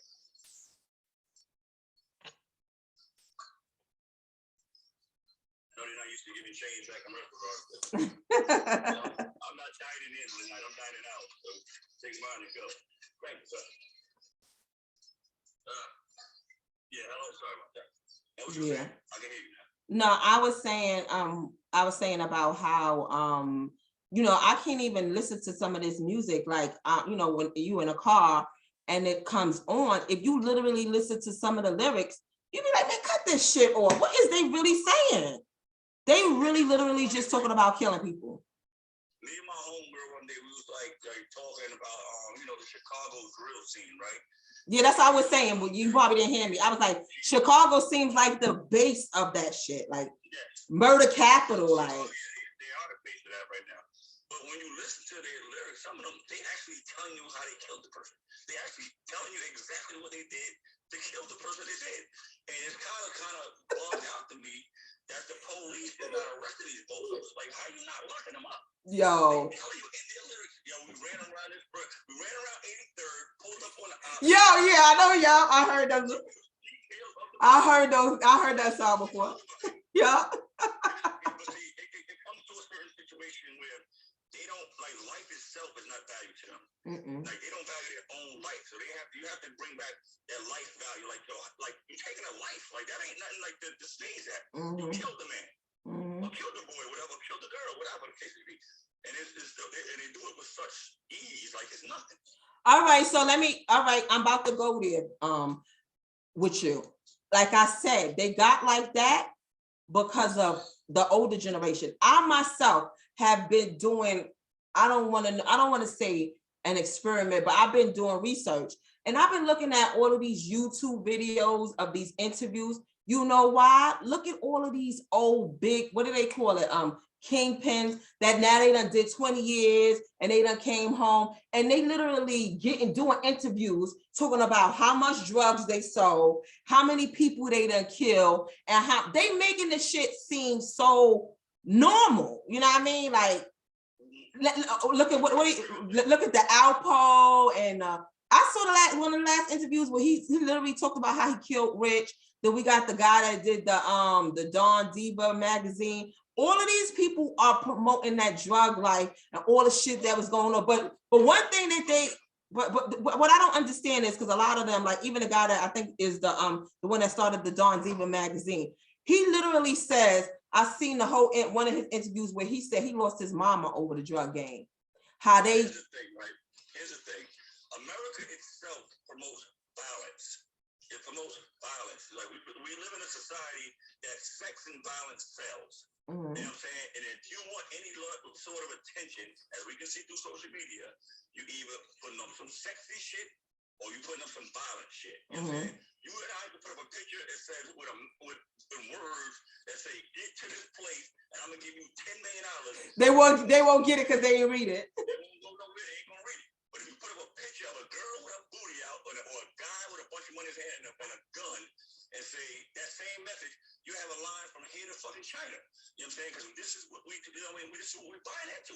I literally was on live not the other day, but I remember one live I was on Facebook, and it was some guys on there just literally just like, oh, you're beautiful, you're this, you're that. And I was talking on some real life shit, and I was like, this ain't about, okay, you know, I'm a picture taking motherfucker, but this ain't what I'm talking, some real story, some real situation. And all you want to talk about is, oh, you were so beautiful. Oh, they not even listening to what the fuck I'm saying. You see a post on your Facebook about something real, about something with some substance. You might get 5 likes. But you put up a post of you hanging out, looking the way you want to look. You gonna have the likes that you know what I'm saying? It's gonna get crazy. Like I learned the hard way that people don't want substance. We don't crave that no more. Like I remember back, like I said, back in the days when you had like positive rap and positive energy, We wanted that, so we wanted to get parents want to talk that talk about. We had options. We had options of rappers. We wanted to get public enemy talk that talk, how they talk that talk. You know what I'm saying? But when gangster rap came in, it kind of like basically turned us out. You know what I'm saying? It really turned people the fuck out. And, you know, we was a slow-moving coup that how we got caught up in that whole situation where everybody wanted to be the toughest motherfuckers on the planet. You know what I'm saying? And now... Hold on, you see the comment? You see the comment that Monty made? He said, think about this. Who's the producers putting out this content? I don't know if you've seen that video. I forgot the rapper who exposed it. He was saying many years ago when they had that meeting and it was a whole bunch of popping rappers that at the time, and it was high executives where they literally said that they was pushing the agenda where they wanted the rappers to push this kind of music to make people go to jail because they invested in prisons. I mean, yeah, I believe that. You know, prison is a business. You know what I'm saying? Prison is a real live business. And, you know, like I was talking about in my live a little while ago, you know, we got to stop falling into the trap. We got to basically stop falling into the trap where everything is just easy for us to go. No, we fall in real easy. You know what I'm saying? Like, yo. When are we going to break the cycle? Like, we can't keep on doing the same shit. These platforms that we're creating now, hopefully we can reach the mindset of somebody, reach the mindset of somebody else, and these things get out there and people feel like, hey, what we're doing is stupid. You know what I'm saying? This is not the way. It's stupid. And the person that feels stupid, it's like, options. You know, a lot of times these kids don't feel like they have any other option but to do this. Because it's not anything else. Like you and I probably know a bunch of people that never been outside of the borough they live in. I'm talking about just the borough, never been to the city. Yo, you know what's so funny? He gonna laugh because I was just having a conversation with my honey today about how our generation is a little better about, you know, getting the kids involved in activities. You know, back then, our parents didn't do that. Our parents didn't have us all in all these basketball, baseball, football, ballet, all that. I feel like, I don't know if it's the team of women that I'm around, but my team of friends, their kids are so active. They got so much going on in their life. They ain't got time to be in the streets.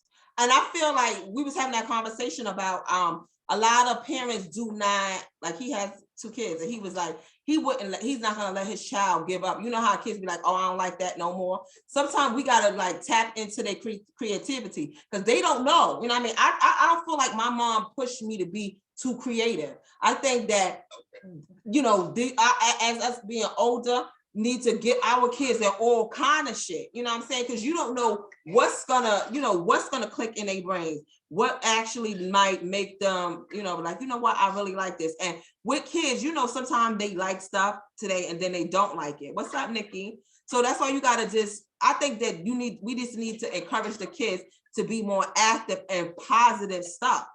Well, here's the thing, right? You know, when you look back at our parents, all was just get a job. Oh, we said, I swear to God, me and him was talking about it. It was about survival. You know what I'm saying? Get a job and you'll be okay, right? Entrepreneurship, extra activities, none of that was on the table. Now, I came from a community, we had a man named Mr. Thomas Diggs, rest in peace, Mr. Diggs, and he raised all of us and he showed us that you can do other things besides just that. He put together things in our community, so that helped a lot of us. But a lot of communities didn't have those type of people. And, you know, these kids these days, they don't have those resources no more. They don't have the Boys and Girls Club. They don't have track and field. They don't have it. So what they do have is they have. Listen, my girl Nikki on the line. She's one of those active persons in the community, and she's always doing basketball tournaments and stuff like that. Okay, that's what's up. Nikki, shout out your organization in the comments. But go ahead. We need more stuff like that. You know? Because at the end of the day, like I said, these kids don't see nothing different. All they see is what they see. You know what I'm saying? That's all they see. You know? And they don't know no better. But now, you know, here's the funny thing about it, right? Now, Life Empowerment in NYC. That's the name of her organization. A lot of times, young guys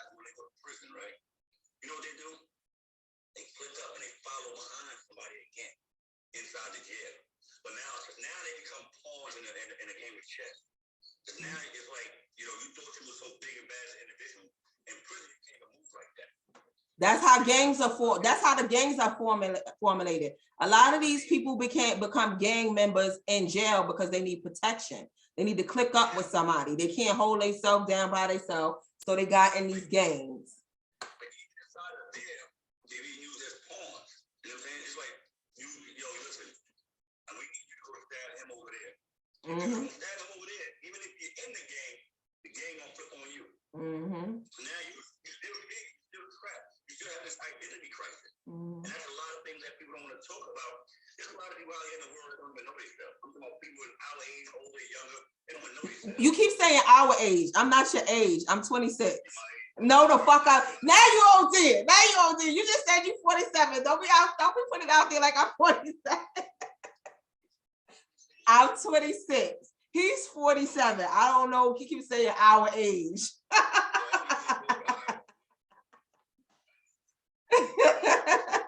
But I digress. You were saying?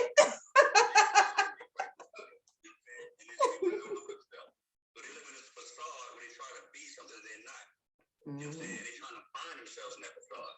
And that's why a lot of people have suffered from mental illness, a lot of depression going on out here. People don't understand who they really are. Mm-hmm. You know what I'm saying? Yes, I said the same thing, Marty. He's been 26 for a long time. Wait a minute. This live is not about me, okay? Don't do that. Y'all are not about to gang up on me and my age.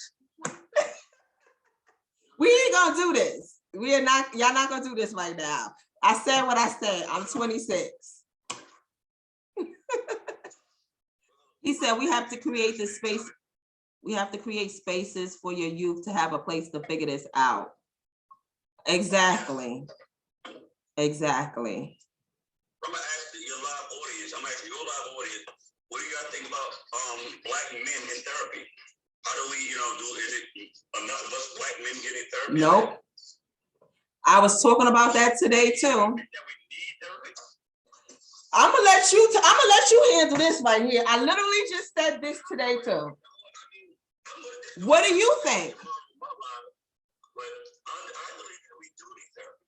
I believe that we need to express ourselves, and we don't have to be always the toughest motherfuckers when it comes to situations. You gotta be. If somebody asks you if you're right and you're not, you can totally be comfortable and say, "Nah, I'm not right, bro. I'm going through something." And a person should be able to receive that information and basically do what needs to be done to make sure you will feel all right in that space with that person, with that individual at that very moment. But I think that this whole extra, I'm all good, it's all good, I'm all right, no matter what, that facade that people live in is not real. Monty said he been going to therapy. Good luck. I mean, good for you, bro. Now that I was just talking about that earlier today. We was talking about Charlemagne, and I was like, it was things that I said I don't like about Charlemagne. I said, but I do like that he is he advocates for mental health. So he's big on that, and that's what I like to acknowledge him for that. And I do feel like, and I don't know if you was on my live. Remember, like last year when I said that, and my two homeboys was on there, and they was like, when I was talking about especially guys who have done prison time, I felt like that they should be mandated to get therapy, because I said, and I used that example about how our mental health was affected during this pandemic, and we were, able to go outside. We were restricted, but we still were able to go outside and be, do what we wanted to do. Imagine these guys that's in jail that are locked in confinement. They can't eat, they can't shit. I mean, they can't go out, they can't do nothing without being, asking for permission. And they living in a 4 or 5 by cell with a whole nother man for all these years. How could you honestly think that they mental is intact? Like, and remember I said that, and then they was like, "Oh, you can't say that, not everybody." But we talking about generally speaking, and it's a lot of us, it's a lot of men in our culture that went to jail. But even outside of the men that went to jail, our men in our culture, they just frown upon therapy, and it's really needed. The behavior that's going on right now is just unacceptable, and as soon as you start speaking therapy, they start saying, I ain't talking to no therapist. Ain't nobody gonna tell me. They're gonna try to put me on medication. We have this energy that we are strong about any situation. We're not supposed to show any form of vulnerability. It's stupid, but it's just the energy you're supposed to have. And when you have all that stuff pent up inside of you, you start to basically lose yourself. You know what I'm saying? You start to wonder what's really going on with me. Mark said you read his book. I read his book, Deep Book. What book? Did you name a book? Did I read his book? Did you just say a book? Because they said they read his book is deep. I don't know. Maybe it's another conversation going on in the comments that I didn't see.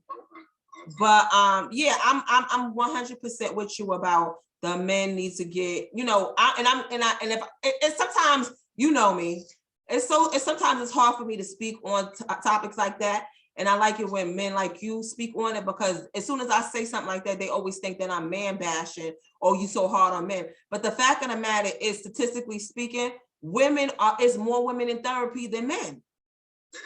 So when I speak my shit and I bring up receipts, they still don't respect it. I'm saying that, the fact that when we have women such as myself that's very vocal or know how to express myself, that'll bother a dude. Like they want to suppress you or tell you to be quiet. That goes to show you that they got issues. Like what's wrong with me expressing how I feel? I think that we all should be more expressive, but they are so in their head and they're taught that they're not supposed to, show too much emotions. So when they see a woman being passionate or being expressive, it's like, she needs to be quiet. No, we all need to talk more. When you touch a nerve on a person, right? When you touch a nerve on a person don't want to see that reality. The hard person to face in the mirror, the hard person to face the best person in the mirror. When you look at yourself, you can't lie to you. You can't lie. You can act like you're lying to you, but you really can't lie to you. The true you should always shine through. And you can walk out the door and be in the world and act like everything's good and groovy, but when you come back home, you can't lie to yourself, sweetheart. You just can't. So, and people don't want to have you point out what they see in themselves. They don't want to have that. So that's when they get defensive. They get very defensive. You know what I'm saying? They get very defensive. Like, what? You just got to know. Oh, shit. What? It becomes very combative. And, it takes a different person, a very special type of person. Oh, Charlemagne book.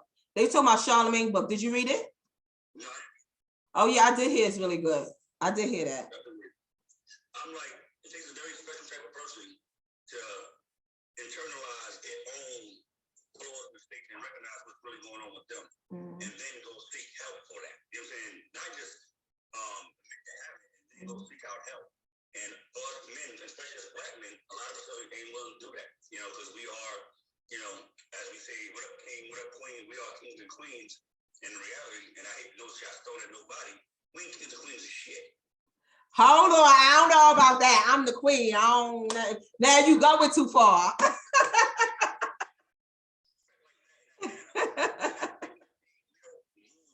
I get what you're saying. I understand. You know what I'm saying? Period. And that's because of, not because we're not great people as individuals, but because we are not good people as a unit. And if you don't have that unit, you ain't moving shit. You know what I'm saying? That's that. But, that's the way it's set up. But anywho, like you always learn, just to bring it full circle, accountability is definitely necessary. You know what I'm saying? We definitely have to check back in with the youth. You know what I'm saying?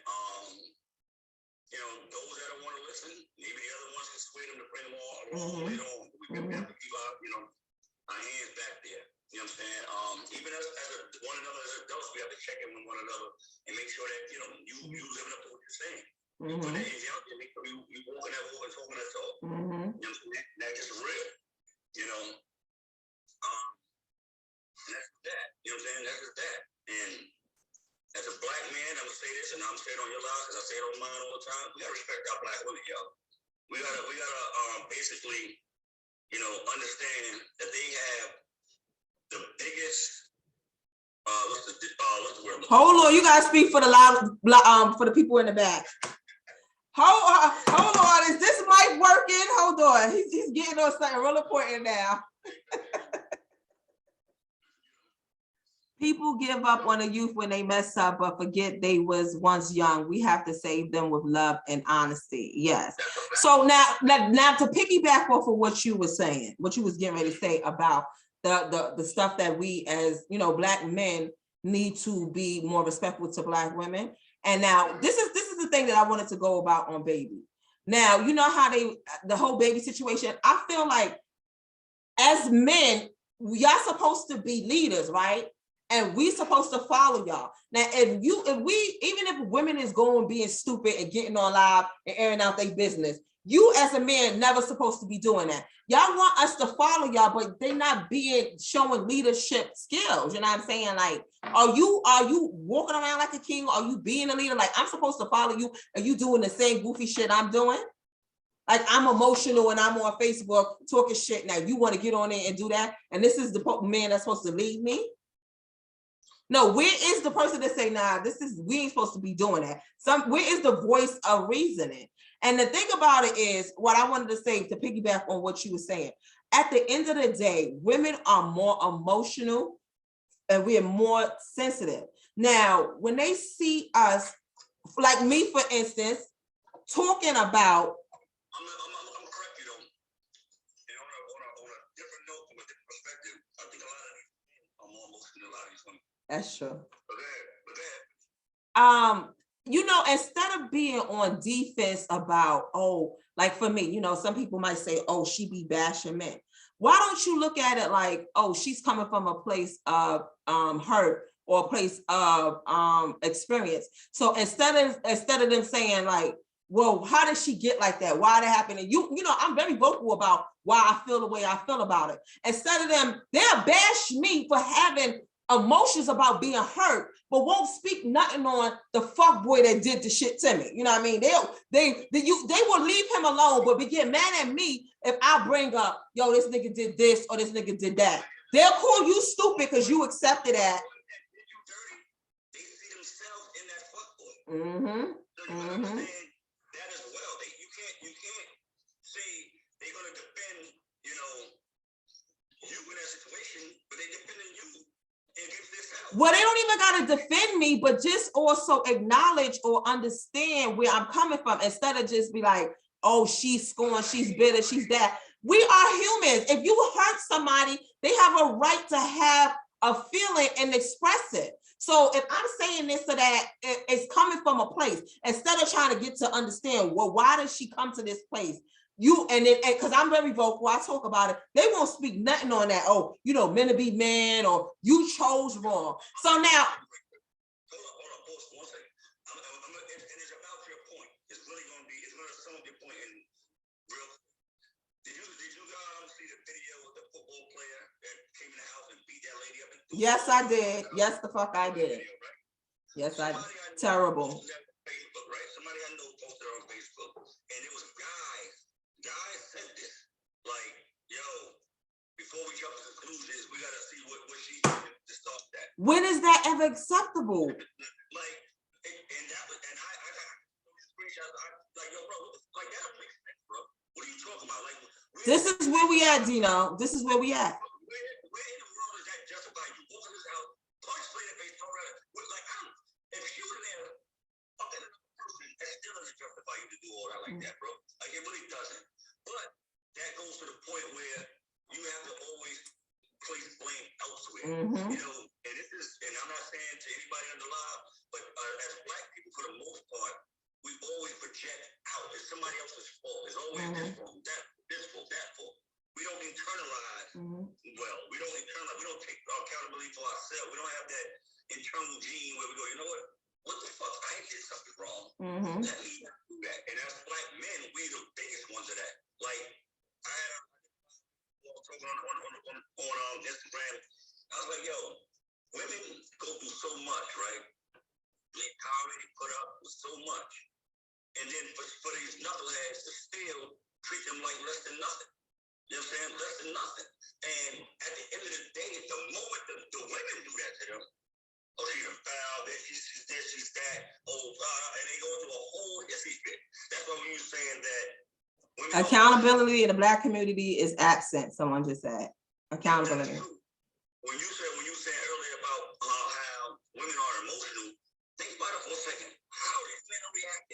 That's all emotion. That's all emotion. That's aggressive emotion. That's masculine emotion, but it's still emotion. You know what I'm saying? You're right, brother. They don't treat their mother like that. But some of them do treat their mother like that, which is sad as well. We got BK Fat saying, so what about women who do men wrong? Okay, now those women that do men wrong, then listen, then you leave them leave them alone.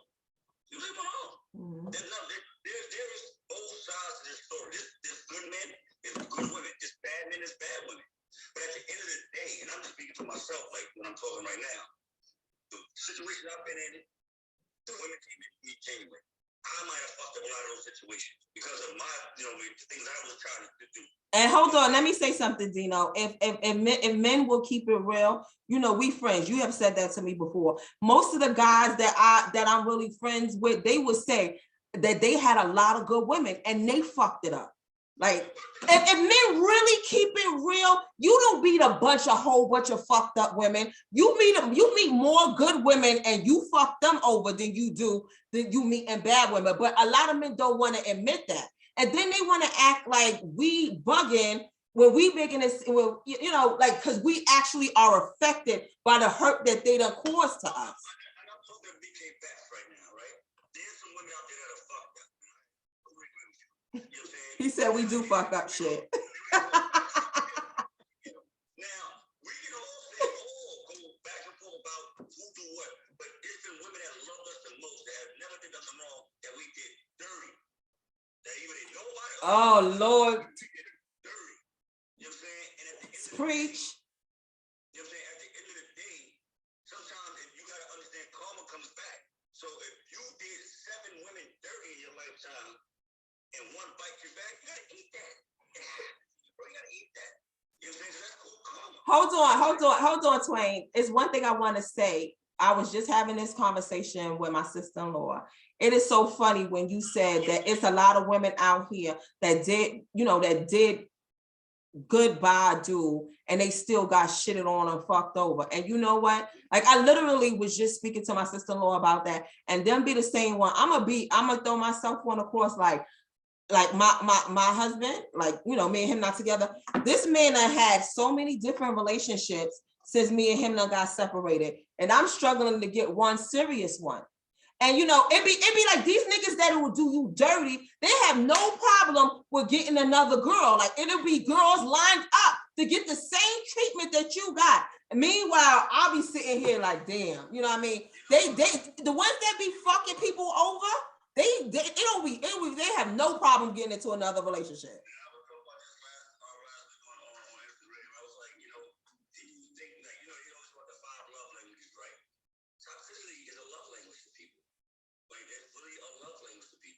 They used to being in turmoil. So if it's a normalcy for them, and your husband could be one type of person, men, could be whatever, they used to being that have that energy where it's always drama. And that's the way they express their love and emotion. So for him, it's no big deal. Like, there's no big deal. And then also the fact that the numbers are in our favor as a man. Like, this is yes. Just plain and simple. I can be single today. I mean, I can be in a relationship today, break up, and be in a whole other situation. Facts. In 2 ways, you know what I'm saying? And I just sit there and just sit back and smile and they're fucking with me. But that's just that. But people got to understand this, man. There's genuinely good people out here. And when you come across them, you have to cherish them. I don't know if they're friends, relationships, whatever they are. When you come across genuinely good people, you gotta cherish them. A lot of people don't. That's the era we in. And then it changes us, like, you know what I'm saying? Like, and people, I my story very well. And people, and they don't understand why I'm so skeptical. Huh?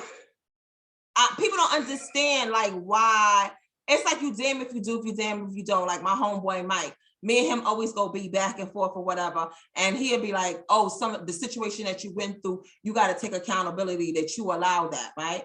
I'm like, all right, I take accountability. So then I also be talked about, oh, yeah, like, if I make up a point, but Fatima, you single. Oh, you know, like, you be crucified for being single, for now me being strategic and trying to take my time on who I get into a serious relationship with now. Why being single? Why is that a crucifixion? know, but that's what people do. You know how they be saying, oh yeah, all these women giving advice, all these women talking all this shit, they all single. Like they saying it like it's a bad thing. These women ain't tolerating certain levels of bullshit. Exactly. And you know, and I'm a man, and I put people through some bullshit. I'm not gonna say that I'm just a perfect person I am. I'm not. I'm far from it. And I put people in situations where it was some bullshit. You know what I'm saying? And they tolerated it or they didn't, but it was some bullshit. But at the same time, they say it louder for the motherfuckers in the back. Let's call them for the effed up crew. But at the same time, you know, like I said before, 90% of men don't want to be called out on their bullshit. We just don't. Even men amongst men don't want to be called out on bullshit. Like, you know what? Let's go get a bottle of liquor. And you have a pocket full of money, and I'm just buying a bottle. Why you ain't asking shit, man? That's some bullshit. Look, you need shit, man. I was for a $60 bottle of liquor. You would give me 20, 30, whatever.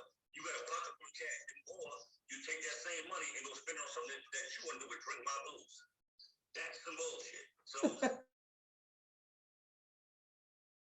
can call each other out. You know what I'm saying? We can call each other out on some bullshit. You know what I'm saying? But when it comes to a situation with the potential opposite sex, men don't want y'all. You can't call me out. But and I have women say that. They said brief boy shit. Well, boy, that's my guy. You know, that's just I hear women saying this, they condoning it now. But that's just a man being a man. Yes. I hate it here, Dino. I hate it here. I be hearing them. I be like, so are we so and you know, I know you see this other video, you know, that older lady that be going viral. She's from like the 80s, and she has like on the African attire. She always they think she talking knowledge, and she was saying how men are supposed to do this. Yeah, they will cherry pick certain shit when you got women like that shooting out rhetoric saying like we should be okay with a nigga fucking other girls. Like I don't want to hear. Stop sending me dumb shit like that. No, see, here's the thing with that, right? It's coming from a place of space where those women at that time had to hold on to men because they didn't have their own identity. And at the end of the day, she's spewing that down. People are digging in the crease trying to grab. Oh yes. That particular video and make it relevant now. Yes, it got sent to me 3 times, Vito. I was like, stop sending me this shit. And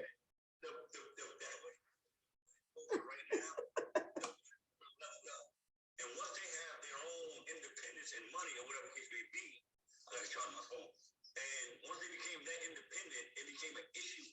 Now brothers can't flash their bankroll and feel important no more. Because we got our own bankrolls too. Now they gotta bring personality, they gotta bring charm, they gotta bring consistency, they gotta bring these things, these other intangibles in a situation which they didn't have to do before. You know what I'm saying? You didn't have to do that before, but now you have to do that. You know what I'm saying? And that right there kind of got brothers on guard for the most part. A bunch of Betty Whites out here. Those men took care of those women, of those homes though. I've been having this debate. Yeah, but they also It's real men out here. That said, it's real men out here. I'm not disputing that. Nobody, I'm never gonna push that narrative that there's not real men or good men out here. We're just saying that it's very it's at a minimum. You know what I'm saying? It's not that it's like I'm gonna give a scenario, right?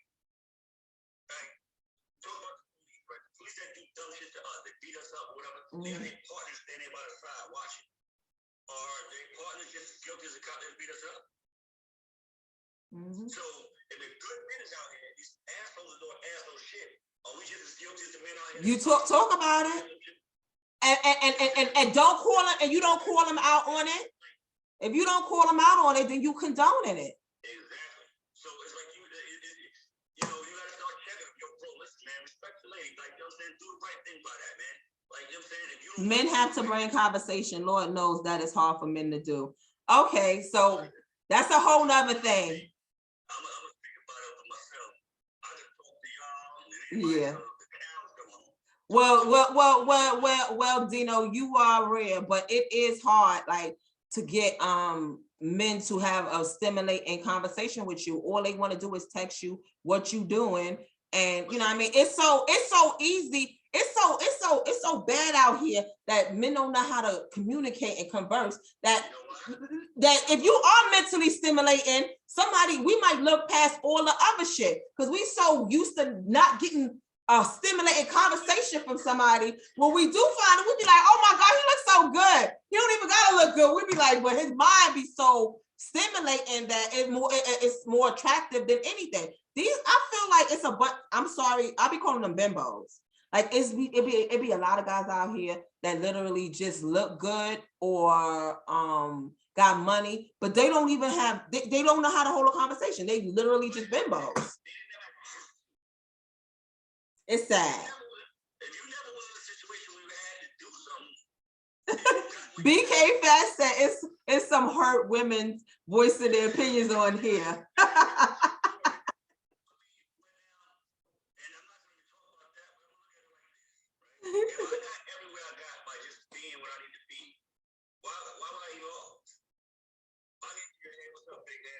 Long time no see what you up to. Come through.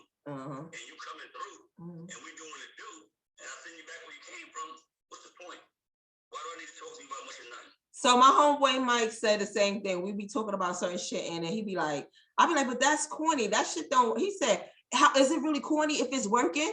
Like we be talking about certain shit. He be like, as corny as it may be, it's working. So if a nigga doing that and it's still working, why would they try to switch up? I'm like, I guess. Somebody said, nah, not hurt women, just speaking facts and being real.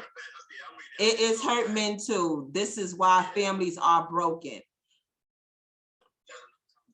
A whole different situation. But you know, if I don't know if y'all seen the movie Chirac, right? In Chirac, when Nick Cannon was pretty decent movie. But the premise of the movie was it was like gang violence going on in Chicago. And there was the women said, you know what, we're gonna withhold sex from the men unless y'all stop the violence. And the men's like, okay, we don't give a damn, y'all gonna give in eventually. But it was the premise of the movie was like somebody had to have a give and take. You know what I'm saying? You gotta hold each other accountable. You know what I'm saying? And people nowadays, it's just if you just giving in, it doesn't care. Dude don't gotta do much. You know what I'm saying? I ain't gotta do much. What are we talking about? So you know what? You as a man and you be hanging out with the homies or whatever. I'm like, do y'all have conversations? You know how, we as women, we talk or whatever. So if you got some homeboys or some niggas out there that literally not taking care of their kids. Do y'all say, bro, yo, that, oh, because y'all got this whole, I'm a mind my business. That's that man. That's that man business. I'm not getting into it. But if y'all know y'all homie really is a deadbeat, do y'all call him on it like, bro, come on.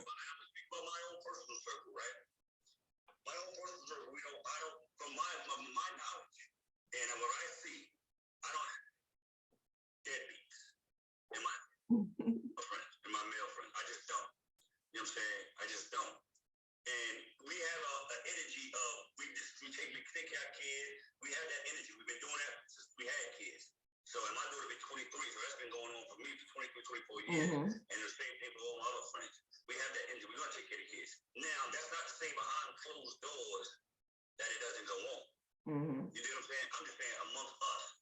When we see each other on the surface, we don't, that energy not come across. Like, we don't have that. You know what I'm saying? So, what I do check motherfuckers on is like, stop just doing the bare minimum. You know what I'm saying? Just because you bought the sneakers, that don't mean you get to school. You know what I'm saying? Like, you know what I'm saying? Just because you did that, don't mean you can't do this. Like, let's just get out of this whole mediocrity and stop celebrating that mediocrity. You know what I'm saying? Like, we as a culture, black men and women, we pay too much energy into the minimum, the mediocrity. Mediocre, we are very mediocre. You say, oh, you got a job, he worked for transit, he got his own crib. Oh, that's what you're supposed to have. That ain't nothing to be, all excited about. I'm talking about myself, because I am that. You just described yourself, right? I'm doing what I'm supposed to do. I don't want to be celebrated for doing what I'm supposed to do.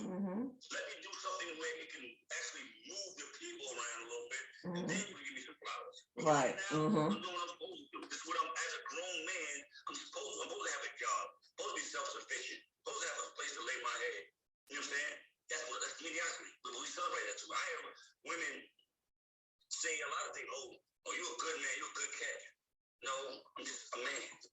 It's that bad out here, Dino. Like this, you literally could be having sex with different women every day, but just because your profile, oh, he got a job, he only got one kid, he's handsome, he got his own crib. You could be a shitty person, but your profile got you look like you winning out here.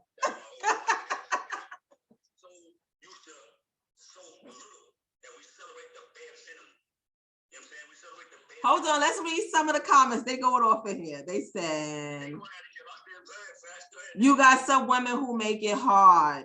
Then they got, oh, women play a big part in this as well. Hurt people hurt people. You're right. It's some whack witches, but it's system in place to get around them. Nikki, facts. So the thing, we already had that comment about, I mean, is there anybody, like you have one kid, is there anything that your baby mother could have did to stop you from having a relationship with your kid? No. That's what I don't get. I mean, where people be saying that, you can make it hard. People, of course, a woman can make it hard. That one came up and played with the court. You know what I'm saying? It would have played out a lot different than what it is now.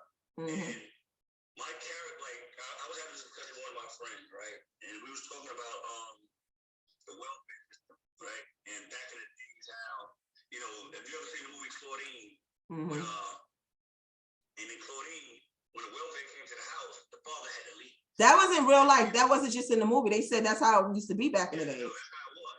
And a lot of fathers was using, black men was using as an excuse, so we can't be in the house with our kids anyway, so they were going out having other kids in other households. I mean, how many of us have half brothers and half sisters out here? You know what I'm saying? Because that's what they was doing. And in reality, that did not break the family apart. Those men wanted to leave on their own, pure and sexy.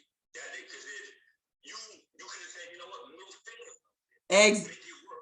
Listen, I was about to let you finish and say that. Like, okay, so you could have said, no, we don't need the welfare. I'm going to work and I'm not leaving this house. Exactly. We're going to make it work. And I'm like I said, I'm very transparent when I speak. I'm from a household that my grandfather and my grandmother raised 5 kids plus me with no welfare, and my grandmother didn't work. Yes, I lived in the project, but we didn't depend on the system. So because he's so he can stay there.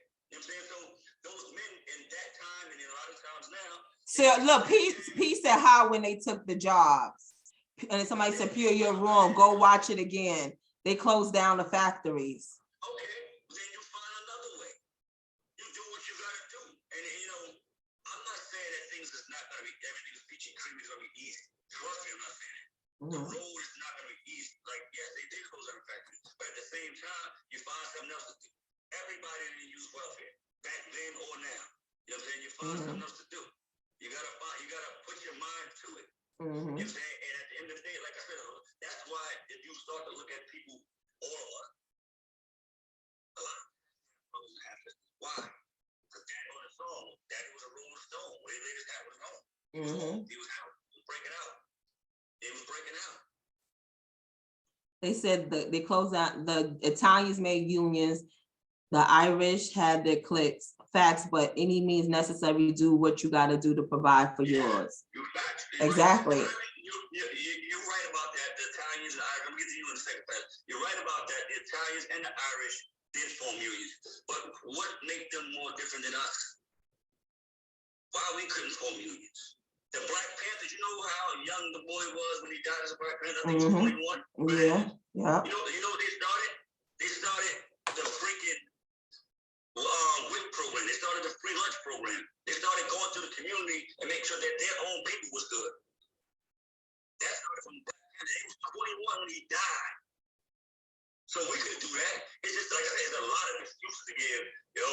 Welfare coming. It's easy to give excuses. It's very easy. The system was in place, but the Black Panthers moved around the system. You can always move through the system. You can find a way. All you need is bring the minds together and have this. So let me ask you a question. Not you. I see P on the line. P, you on the line as a mother. She's a very good mother. Because is there anything in the world that could get you out of the house with your kids? No matter what they do, If they say, oh, we're going to take your job away, we're going to do this. There's nothing that you would allow to happen to make you get out of the house and not be able to be in the house and raise your kids.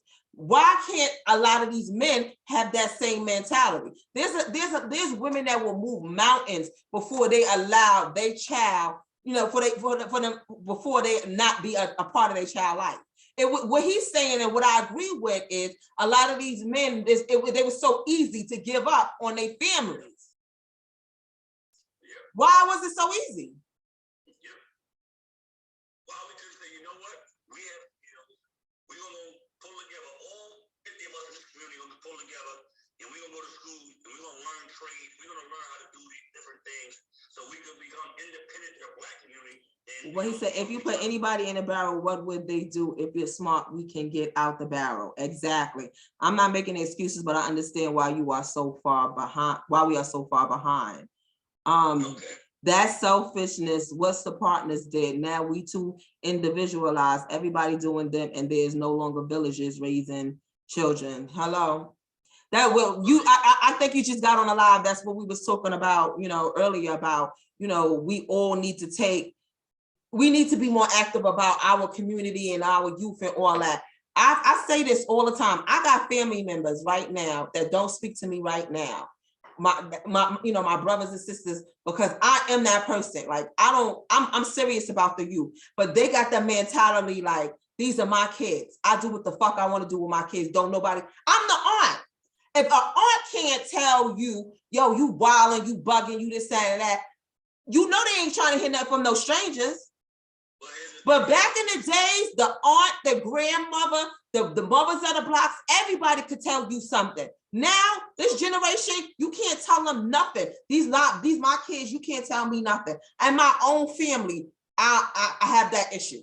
I ain't never did nothing wrong to my nieces, and I got my family, got my siblings that say, mind my business when I'm trying to take up for them. You can basically have a conversation with the aunt, with the family member, or the penitentiary and the jails can have that same conversation with the family member. Because, if you build a mentality of if your kids say they get away with everything, they're going to try anything. You know what I'm saying? And they're going to try to keep trying things. Well, no, what I'm saying is it may not necessarily, you see how he said it's a village that, the village is, what I'm saying, like, even as a parent, it might not even be the child. It could be the parent is doing something fucked up. And then we in an era where you can't even pull your own family up on, like, you wilding, yo, you doing this, you doing that. They'll curse you out. I do what the fuck I want to do. These are my kids. Like, we can't even speak to our own family members when they doing fucked up shit. Creativity, I agree with you. They do need to bring back the straight programs. But at the same time, those type of family members, you gotta understand where they mental is at. You know what I'm saying? You are an adult with them, so you know where their mental is at. And if they mental ain't right, if you see that information, don't give them that. You can't give that information. It's gonna drain you. Is it what she said? Is it women or men telling you can't tell them about their kids? Both. I got brothers and sisters that say that.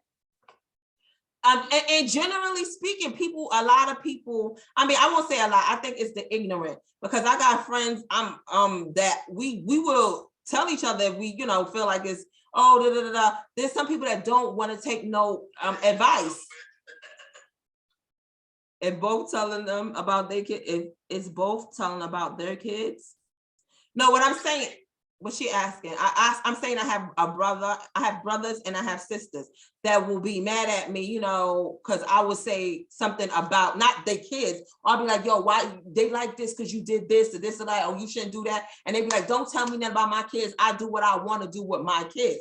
And why I'm saying that, because they saying that it takes a village to raise the kids. And I'm saying, like, how could we even get back in that man's mentality when we got family members? You can have family members that can't even tell you nothing. You know what I mean? And then you were supposed to expect the community to help you out. They don't even want to take advice, or you can't even tell nothing about your own family.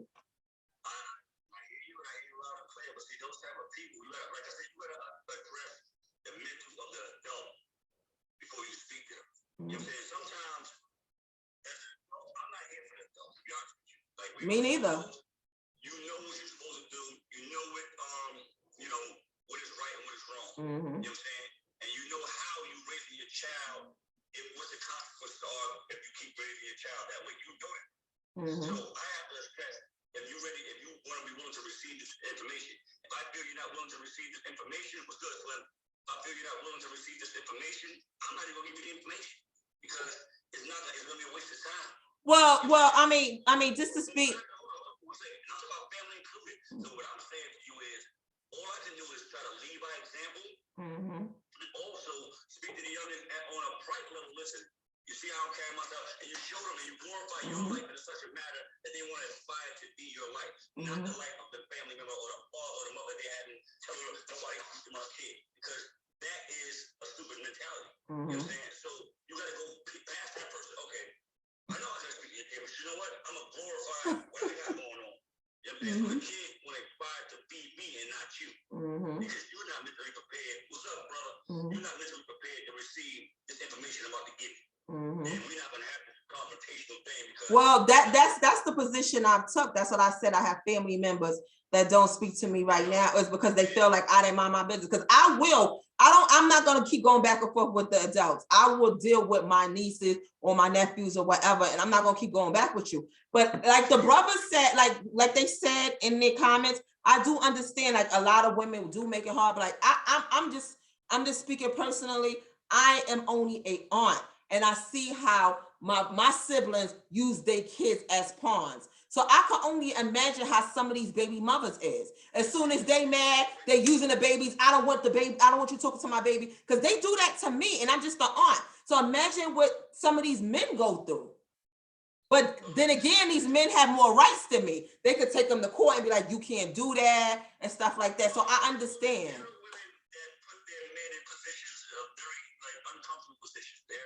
You know what I'm saying? And like I said, as a man, in my opinion, the first thing you should do is go to the court. You try to combat that situation with that energy that she's giving you back, you're not gonna win. You know what I'm saying? You're just not gonna win. It's not even a win for you. Or you're gonna find yourself getting arrested, and once you get arrested, they might tell you can't see the kids. So you go to the court. When you go to the court, you file paperwork and do what you gotta do to try to see your kids. You know what I mean? And which is a lot, and this is gonna hurt a lot of people. I don't know, not this when it's live, but it hurts some people when they hear this. Some people are not cut out to be parents. Some people don't have that energy and love to even love somebody else unconditionally besides themselves. And I'm talking about kids included. You know what I'm saying? So when you showing that kid that certain love that they can't do it, it becomes a jealousy thing. It's subconsciously become a jealousy mindset. So you can't tell that kid that because they can't relate to what you're telling them, because they can't have that energy that you have, but they don't have it. They mad they don't have it. So there's a lot of different layers here. You know what I'm saying? There's a lot of layers that people don't want to even talk about. Well, that's where it goes back to what we said about our culture. We need therapy. It's a lot of mental health issues that it's a lot to unpack. You know what I'm saying? And a lot of people just they don't want to unpack. But these type of platforms that a lot of people are doing these things now. Hold on, let's read some of the comments because it was a lot. Okay. Ignorance is bliss. The adults be so hurt they don't see the love from others. You have to meet people where they are and pray for them. Got black generational curse. Yup, yes, sister. They do restraining orders to spite you. A lot of women, not some. Fuck the courts. Facts. We need to require marriage before having children. For some, it's too late, but hey, life is about choices. What white men don't know us or our family? Better off being raised by wolves. We talk about it. I've seen some fathers can't even see the kids for Christmas, New Year's, or Thanksgiving. I wanted to go to court. She said he never showed up. I agree with the statement. It's true. I'm all for women. I'll be pro women and all that, but I know there is a lot of spiteful women out there. But like I said, these men, y'all have a leg to stand on. If that's your kid, they can't just out you like that. Don't lay down. Don't lay down. Right. Hell no, I'm in the court and jury. That white man don't know us. He's going to agree with the woman. Oh God, this is a whole nother topic. So what do you suggest, BK Fats? Just walk away from your kid life? If the mother is being spiteful, you saying you don't want to go to the courts because the courts. So what do you suggest? Just make another one or just forget about the kid? Like, what is the alternative? I would like to know your response to that. I'm waiting for it. Like, because I don't get where he's going with this. No, he's saying that it's the same way when your friend that time said he don't want to call the police because he had a bad situation with the police. Mm-hmm. I mean, or 911 or the ambulance, something like that. Mm-hmm. Yeah. Uh-huh. It's the same situation. So I guess he's going through a situation with the court. And it's not, he said that they're not going to prove his favor, you don't think. So he said middle finger to the courts. But, you know. Okay, for the record, for those who don't know, he just said no, he could never forget about his kids. That's not what he's saying. Okay, and marriage does not help bad parenting. That's what somebody else responded to the other comment. And yes, they are designed for the women's favor, but the system's in place to help the brothers out. What are you? You got a criminal record? It's a wrap. That's not true. That is not true. Even if you have a criminal record, you still have rights as a father. Now, I think that, sometimes, and I'm not talking about the way in particular, I think there are a lot of dudes look for a lot of excuses why not to be. You know what I'm saying? And you can be the father that you need to be in spite of a lot of situations. Like at the end of the day, there's bitter women and there's definitely bitter men. But at the same time, it's like you gotta move around all that. You gotta get through all that. It's like, you know what, we here for the child. That's why I'm saying what I said. A lot of people don't have that love to okay. So one of the comments says, check the statistics for children raised in single parent home versus 2-parent homes, then talk to me. So BK Fat says, I love my kids. Let's make this work. We don't need to be together. We just need to co-parent. So this is the thing. I love my kids, but I'm not going to nobody's court. So we back to, I don't understand what you're saying then. So if a woman is being spiteful and saying, yo, you can't see your kid, and you saying you're not going to court, so then I don't get what's your position. What are you going to do? You said, thank God I have to do that. Okay. Well, listen, I'm telling you, like. So but we need to address that, Dino. We need to stop pushing that narrative, because there's a lot of guys that think like that. No, you do got to go to the courts, because at the end of the day, the kids are the one that's losing out. Let's stop pushing this narrative like, oh, let's not get the courts involved. If that's what you got to do to make sure you're involved in your kid's life, then that's what the fuck you got to do. My boy Furious Harris said nothing immune us from bad parenting. That's just crazy, but the numbers don't lie. People do. It's true. Listen. Kill him. Yo, BK Fast said he's just gonna kill him. Then he said it's a joke. It's a joke. Here's the thing. He said, why do black men don't want to go to court and fight to see their kids? Now, that's a good question. We have to break that cycle. I agree. I'm going to court. Why do black men don't want to go to court to fight to see their kids? We have to break that cycle. That's a whole fact. At the end of the day, this is something that came out of your side. So whatever you got to do to make sure that you ensure that you got a relationship with your kid, it needs to be done. If that means you got to go talk to her mother, her father, or the courts, or whoever that could talk some sense or implement some sort of legal plan, you got to do it. But what you're not supposed to be doing is just severing ties with your seed. Like, I don't understand that. Like I said, I'm not say this every time, because I don't want people to think I'm talking about them in particular. There's a lot of people that do not know how to love outside of themselves, their kids included. It's a real thing. And they selfish mindset, propels them in different directions. How they lash out with that. You know what I'm saying? How they lash out with that. Well, that's something I wanted to talk about because some people were in love, some people were raised on survival, and some people were raised on love. And if you were one of the people that was raised on survival, having a kid you don't need a kid to survive. But if you was raised on love, you would know that you got to love your kid, and whatever you got to do, you're going to do it. But some people, they look at kids as disposable or exchangeable, because it's not really beneficial to them. Mm-hmm. It's a high level of selfishness. Mm-hmm. It's just a really high level of selfishness.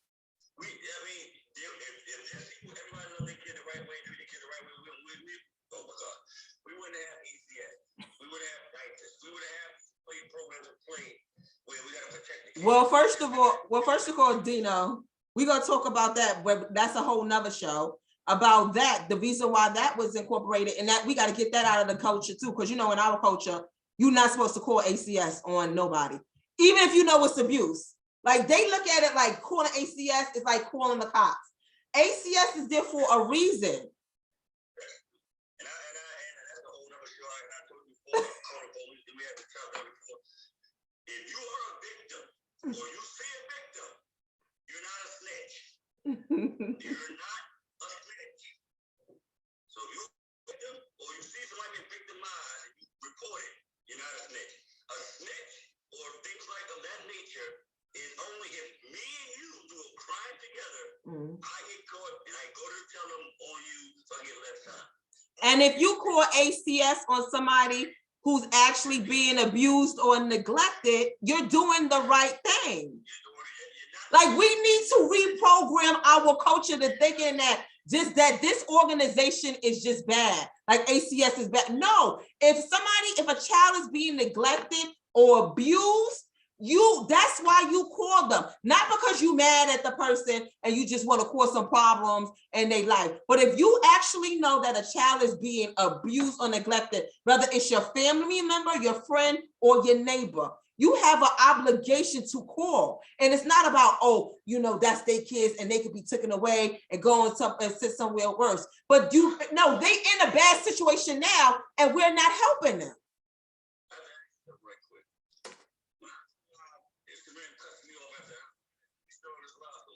I don't know. Well, I know I'm about to cut it off right now too. I guess I'm special. I'm the queen. I got queen rights. But actually, I want to thank everybody because we're supposed to go off at 9:00. I know my the engineer, he's not here. His wife is supposed to be cutting us off. So Mark, is you ready? You want me to end this live now? So I want to thank everybody. I cannot read all the legit reasons for calling. Okay, let's read some of the comments. Also, men knew who they were sleeping with raw, like it's a bad cycle. Yes, sir. We mandate reporters. Exactly. Both parties to blame. Legitimate reasons to call for their protection. Yes. Y'all speaking the truth. She's 26. That's why. Yes, I'm 26. I enjoyed your conversation. Thank you. I enjoyed y'all feedback. I enjoyed y'all chiming in. I'm on every second and fourth Sunday of the month. So you can send me a request and follow me. And you can also join in even when Dino is not on BK Facts. You y'all know me, I go live every Sunday, Monday, and Wednesdays. You know what I'm saying? Mondays we have the fellas up there, Wednesday we have the ladies, and on Sunday we have men and women up there. We have a little banter going back and forth. So we definitely put it together. Shout out your information so people can pull up on you. BK Dino, follow me on the gram. My page is not private. Follow me at BK Dino, and come join me. See how this, let's see we come up with some solutions, y'all. I'm big on solutions. I'm not really always point out problems. Point out problems, but let's find some solutions, man. Because we gotta fix this. We are the elders. We are the elders statesmen here. You know what I'm saying? We have to fix this. It's our responsibility as a people. You know what I'm saying? I'm gonna write a comment where you can find my Instagram. You know what I'm saying? And that's just that. But you gotta make that comment. You can put it right now, but once I save this live, all these comments is not gonna be on it. You have to go. When after I save it, leave your comment, leave your information on there. Because all of these comments, when you save it, it's not going to be saved on there. It's just going to just be our conversation, but then a whole nother conversation could take place underneath the post. So, but you can put your information right there now if you want.